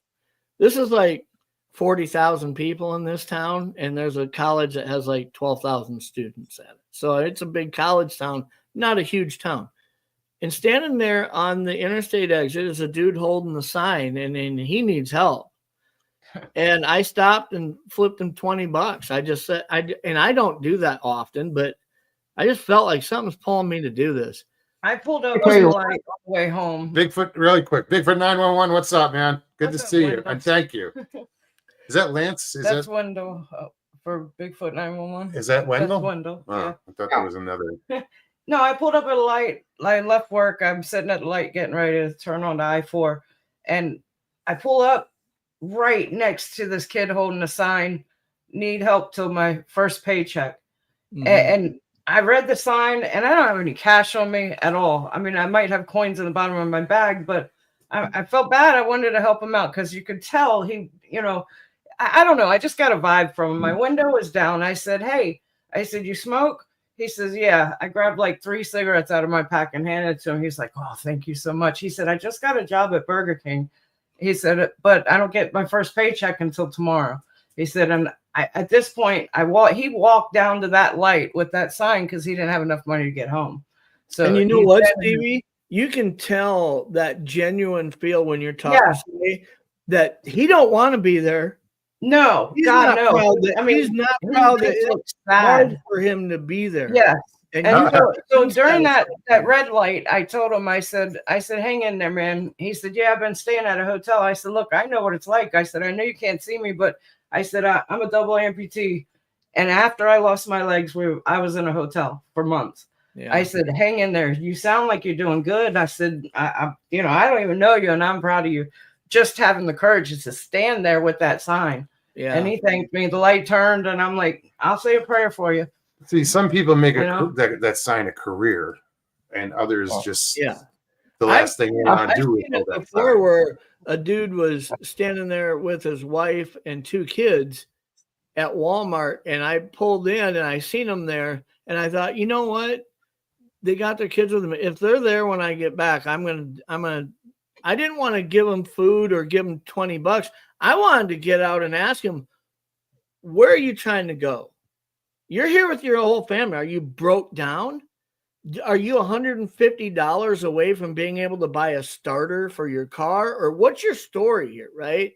Because I don't want to give you $5 if $200 would put you and your family safely on a road and get you somewhere where people care about you and you can get help.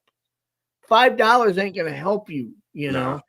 And so I'm thinking, when I get out there, I'm going to stop and talk to him. I come back and I see him standing at about a 2020 GMC Sierra Denali truck, putting shit in the tailgate. And I just about got out and beat the shit out of this guy. I could not. You damn sure wanted to. I mean, sure. I started the shit trying to figure out how to give him $200 to fix his car or whatever he'd need. And he's getting in a $65,000 truck. And I'm like, my vehicle ain't worth half of that. I was there when they drive something better than Well, me. you see that a lot. You'll see videos of people, they're on this corner every day. And then when they leave, they hop into their Mercedes and drive away. Yeah, right. The ones that have different children out there every day, you know. I first today. My wife and I were coming back from most shows. We're coming up to railroad tracks to go into Sheffield. Over here on the right corner in the grass, there's this guy. He's got a shopping cart full of clothes and all this other stuff. He's piled it full. He's sitting on the ground holding a sign, "Help me." And this other guy is sitting beside him, drinking a bottle of water and got a dog on a leash. Right behind this guy is a brand new lawnmower. And I'm like, what did they do? Did they get evicted and just got what they needed out of there or what? You know? That was just the weirdest sight I've ever seen of somebody being homeless asking for help with a brand new lawnmower sitting there. Yeah. We just have to I think we have to be sensitive to the fact that everybody's got a story that we aren't aware of. And I shared a video on my Facebook like last week where this highway patrolman was behind this truck that was speeding on the interstate, and he lights him up to pull him over, and he's walking up to the passenger side window and he taps on it and the window gets rolled halfway down, and this dude's bawling his eyes out. He's like 30 years old, and he says, "I'm sorry." He says, "I'm a veteran. I'm on the phone with the VA suicide line." He says, "I don't want to live anymore." And this cop's like, "I got you, bro. I'm here for you, bro. Don't worry about this." He says, "I'm going to get EMS on the way." And the guy says, "I can't afford it. I can't afford it." And he's bawling. And this cop says, "You're not going to pay for it." He says, either the state's going to pay for it or I'm going to pay for it. You're not going to pay for this. I got you. He says, "Get out of the truck and talk to me." And the guy walks around to him, and it's at night. And this guy's holding his phone, bawling, saying that he doesn't want to live anymore. And the highway patrolman says, "Were you deployed?" And he says, "Yeah, I was deployed." And he said, "How many tours?" And he said, "1." And he says, "I got you, brother." And the guy looks at this highway patrolman and says, "Can I get a hug?" And I'm thinking, you know how many times I've been behind somebody in a truck on an interstate and they swerve a little bit or they pass me going too fast. And I'm like, what kind of a fucktard is this guy, right? You never know. You don't know what's happening there. No. And it's just, I also have to look at it as when my boys are 19 and 20 now, but when they were like 16 and 17 and just driving, right? They weren't professional drivers. And I'm behind somebody who's going slow on the highway. And I'm thinking, why are they going so slow? And I want to pass them and I'm pissed and this and that. This might be somebody's kid, just like what if my kid's going 5 under? Do I want somebody swerving at him like they're going to run him off the road because they're pissed he's not going fast enough? That's my kid. And this person in front of me is somebody's kid, right? Right, Richie. I mean, we just have to be cognizant that not everybody's okay right now. I wish I could have stayed there and talked to that guy a little longer. I mean, he seemed like a good. He was young, and he stood there with his sign, looking embarrassed. He was under the underpass right there at the light when you turn on I-4, and I almost didn't see him. If I didn't move over to that lane and pull up right beside him, I'd have never seen him. And just pulling up, he didn't even want to look me in the eye, and I had to talk to him, You're welcome. I enjoyed serving, even on the shitty days. I can say that in retrospect now. Maybe in the moment I didn't enjoy the shitty days when I served, but I look back at some of these memories now. I'll find myself sharing stories with my boys of when I was deployed or when I served, and there were some shitty days, man. But to be able to look back at it now and look at it, I can honestly say it made me who I am, and I don't regret serving that day. I agree with you, Tina. They just built a brand new VA clinic over here in Sheffield. It is real nice. Yeah, the first thing I thought when Doge started talking about how they've identified $350 billion was given to Ukraine and half of it was in kickbacks, and we've spent $47 million to advance transgender whatever in Zimbabwe, and this laundry list of 100 million here, 30 million there. The first thing I'm thinking of is our veterans.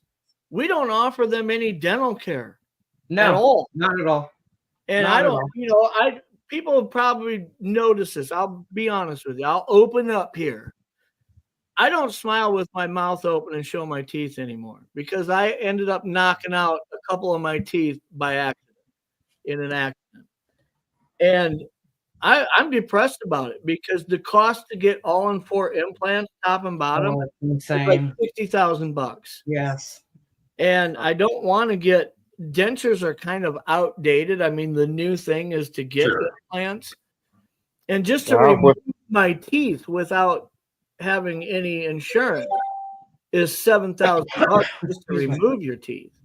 Wow. And I didn't have the money to do this, and so for like 2 years, I smile like with my mouth closed almost. It kind of looks like I'm grinning at you, which I feel bad about because that's not me. I mean, I'm the type of person who laughs and smiles. And I've been self-conscious about that. Now,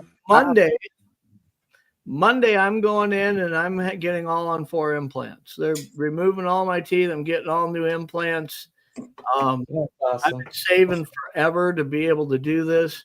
I'm literally going to have to stand in front of a mirror and learn how to smile again because I don't do that very often. David just got dentures, new teeth. So he knows what it's like.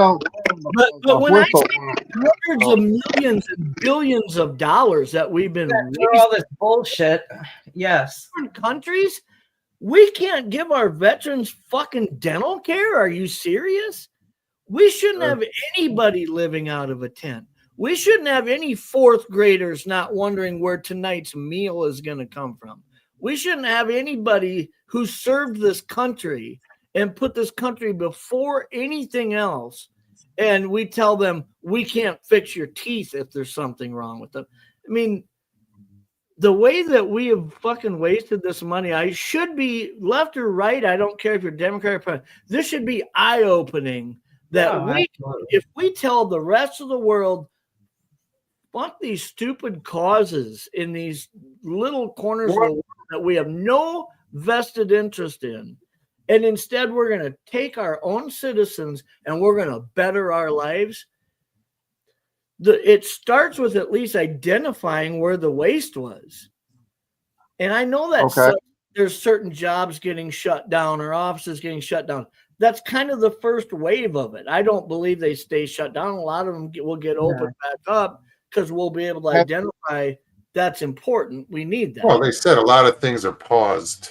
Yeah. Well, it's for example, when I first started with the county, it would be 20 years in June. So probably like my second year in, maybe not even my second year in, the county went through and just canceled all outside contractors, like officials and, coaches, all that for our county.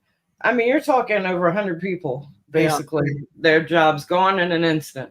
If they wanted their job back after everything settled, all the dust settled, if they wanted to come back to work, they'd had to reapply and they had to go through the whole process all over again. Now they're contracted, so they're not losing any benefits. They really don't have benefits to begin with, but they were given that opportunity to go back and, take their job back if they qualified and everything worked out right. Yeah, we lost probably about a third of the people, but those third of the people that we lost should have been gone probably a long time before that. You know what I mean? It was weeding out the system and starting all over again. In my home state of South Dakota, there's a town called Watertown that has 7. I shouldn't say in that town. In that area, there's 7 farm services buildings that have maybe a dozen people that work in them, and they do different agricultural related things to help farmers in this area. And one of those buildings, all 7 of them have been shut down temporarily. You know why? Because one of those buildings has been leased for $850,000 a year. The building ain't worth $300,000. Wow. They leased it for $850,000 a year for the last 4 years, and there hasn't been one fucking person working in that building. It's been empty. That's so crazy. The other 6 places are like, why are you laying this off? It's like, dude, you can see why they shut down everything. They're like, look at this bullshit. Let's get a pause on everything and take a month or 2 to figure out what's stupid and what needs to be here, and we'll bring it back online, right? But I don't know. I know there's a lot of people who feel like, this is affecting me too much. Part of me looks at when the whole what started 4 or 5 years ago, and we had Dr. Fauci telling everybody you get the JAB or you're going to be fired. Right. And now we've got people pissed because they got an email that says, tell us what you did last week or you'll be fired. And they're like, I shouldn't have to tell you what I did. What about I shouldn't have to get vaccinated for some experimental guinea pig shit in order to keep my job? So Jeff, nobody had a problem with that, right? in chat, Blackie and Erica, they have a show that talk about issues that you've been discussing. And Blackie said, I want Jeff on our show. Yeah, I'd love to come on.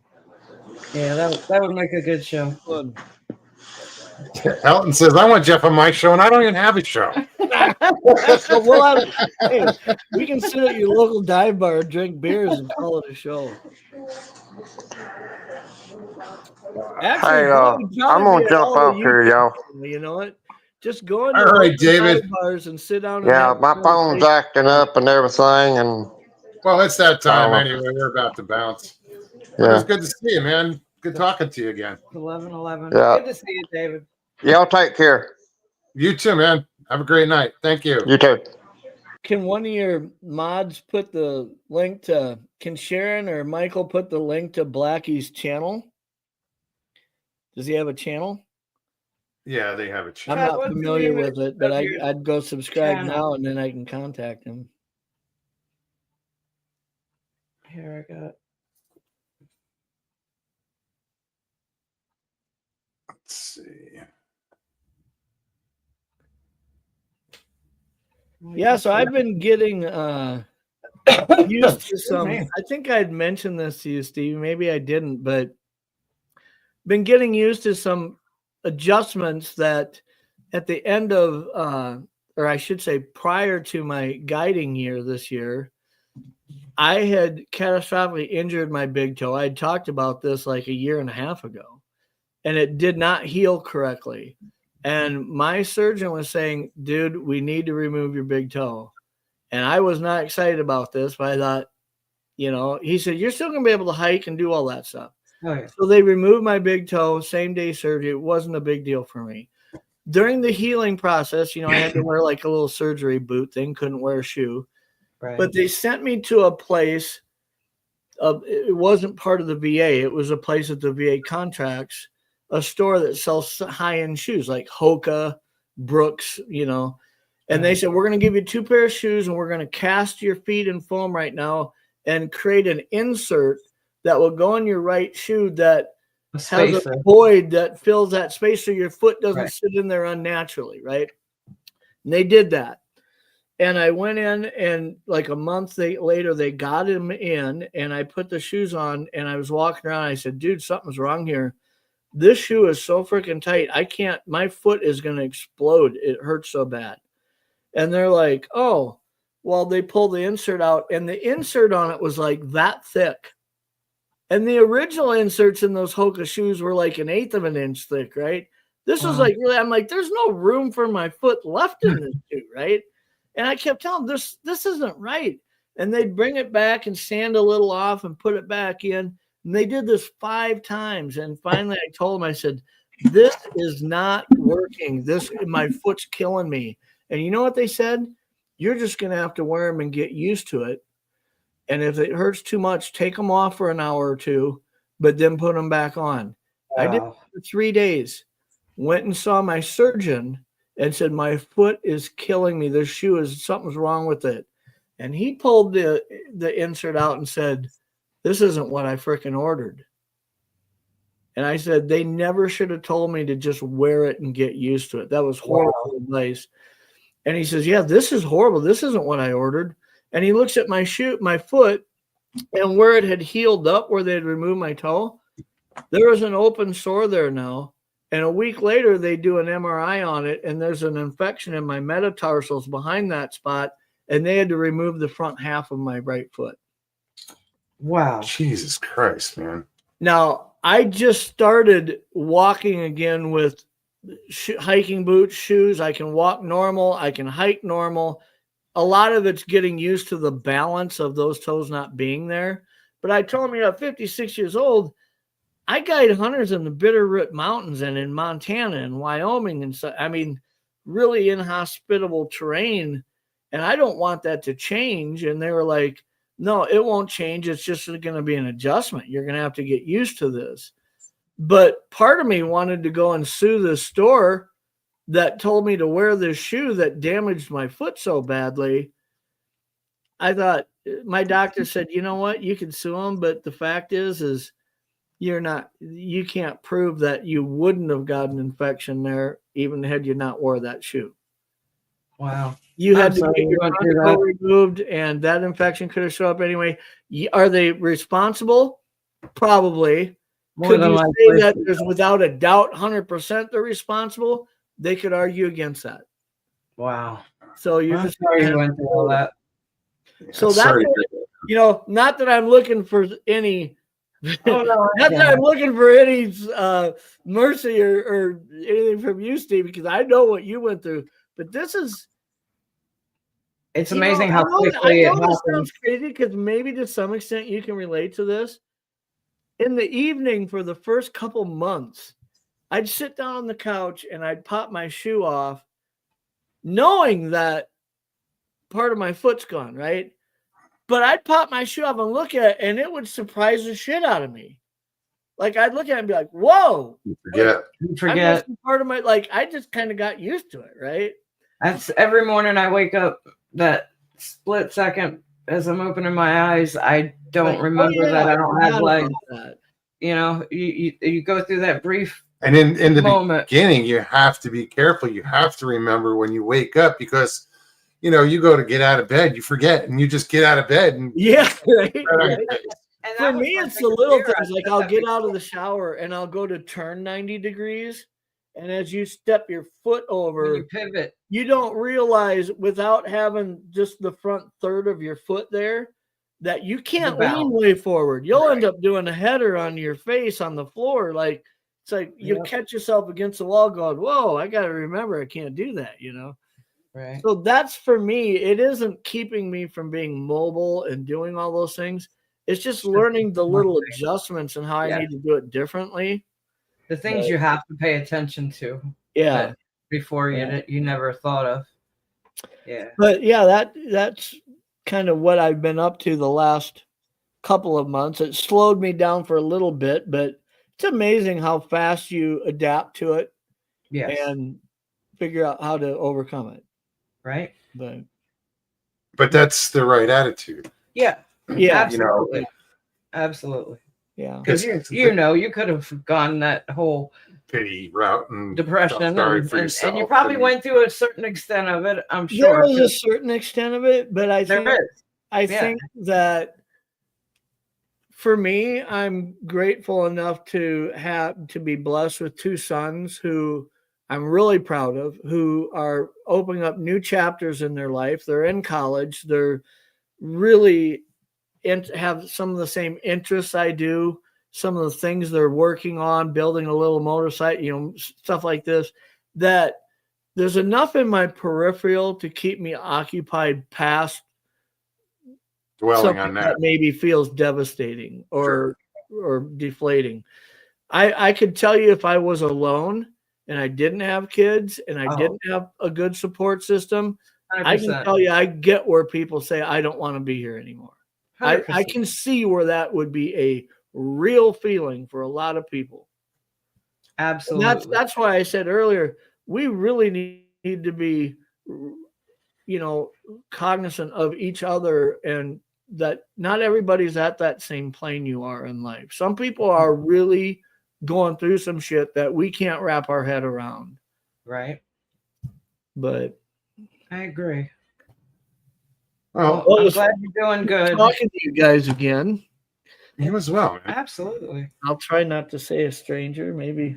I put the link to Hang your in there. channel in chat, so if anybody wants to get in touch or Yeah. you know, check out Yeah, what I'll you've go done. check out Blackie's channel. I'd love to see it. I don't Apparently, put, it's Blackie's channel is going to be out in April. Yes. I believe. okay. I don't put new stuff on my channel really anymore. Don't But really there's a have lot there to put on it. explore. But there's a lot there from the past to go look Yep. at if you want. Oh yeah. Good stuff. There's a few shit shows that I left up there. Shits and giggles. If I ever get bored and want to relive some of the the shit show days, I can go look at a past episode and be like, damn, that escalated quickly. Yeah. Oh, I know, right? It's a lot of fun times, man. A lot of fun times. And even other people's shows, there's just, I think of so many displays of not just important things to talk about or moments or opportunities to learn stuff, but the humor and the fun and you know, we may do a show centered around Bigfoot or the supernatural or whatever, but so much of our conversation really isn't targeted at that. So a lot of our conversation is targeted about each other. Right. We've talked about snowmobiling and fishing and all that don't have anything to do with anything crazy or freaky or supernatural. And that's the way most of our shows go because That's what this show is. you know, I can't talk on experiences I haven't had, you know. Yeah. But I'd love to hear other people's experiences. I do too, you know, and I've said that forever. You know, when I look at the flesh and blood approach I take at the Bigfoot mystery, between my experiences and things I've heard about, when I look at the Dogman mystery, it's hard for me to take that flesh and blood approach. I tell people I can't say that it's not real. I just think there'd have to be a supernatural explanation for it. I don't see the slot that it genetically would fit in, right? But if I'm sitting at a bar or I'm sitting at a convention somewhere and somebody comes up to me and says, I've got a Dogman story. Do you want to hear it? I'm grabbing a beer and I'm Absolutely. like, fucking yeah, I'm Well, ready, man. It don't matter if I'm subscribed to that theory or not. I want to hear your experience or what you've got to tell me, you know? Absolutely. But Tina, Well, good you- night. Thank you. Good you night, guys Tina. take care. We'll keep in touch, and it's awesome seeing you guys again. I hope everything's going well with Indeed. you, Steve, and Doing good. Doing bring all on right. the warmer days. Right. Yeah, it's When not when terrible. Minnesota starts feeling like Florida again, we'll be happy. I don't know if I'm ready for the heat. Not yet. See, we just need to come up with a reciprocity agreement where in the summer you guys come up here and we hang out at the lake and pontoon and fish, and in the winter when it gets stupid up here, we all head Hang down. out here on the lake and Well, fish on the right. boat. We'll Exactly. become the We could snowbirds. find a reciprocity agreement that I think everybody could live with. So, That sounds wonderful. well, you guys take. We'll talk to you later. All right, Jeff. Jeff. Thanks, Take care. man. Take care. It was good to see Jeff. Absolutely. It's been a while. Yeah, I'm surprised to hear about his foot. You I know, know? me too, but I'm so glad to see he's doing all right. Yeah. You know, And yeah, it's a shame that, you know, it went from a toe to half a foot, you know, because of stupidity. yeah. Not his. No, You know, no, no, even no. the doctor was like, "This isn't what I ordered." But listen, guys, it was great to see you guys tonight. I hope everybody had a good time. Please, if you did, hit that like button. Jeff, great talking to you. David, absolutely, always good to talk to you. Everybody. It's have a today. good It's Thursday, weekend. yeah. Yes. Jeez. I get Already. a 3-day weekend. I have no idea what I'm doing, but you know, just not working. That's good enough for me. So, Right. anyways, No, I don't a have any good work weekend. tomorrow, but Everybody be safe. We love you. Tuesday we'll be back. Yes. Have a great weekend, guys. Take care of yourselves. Take care of one another. We love you. Peace and God bless.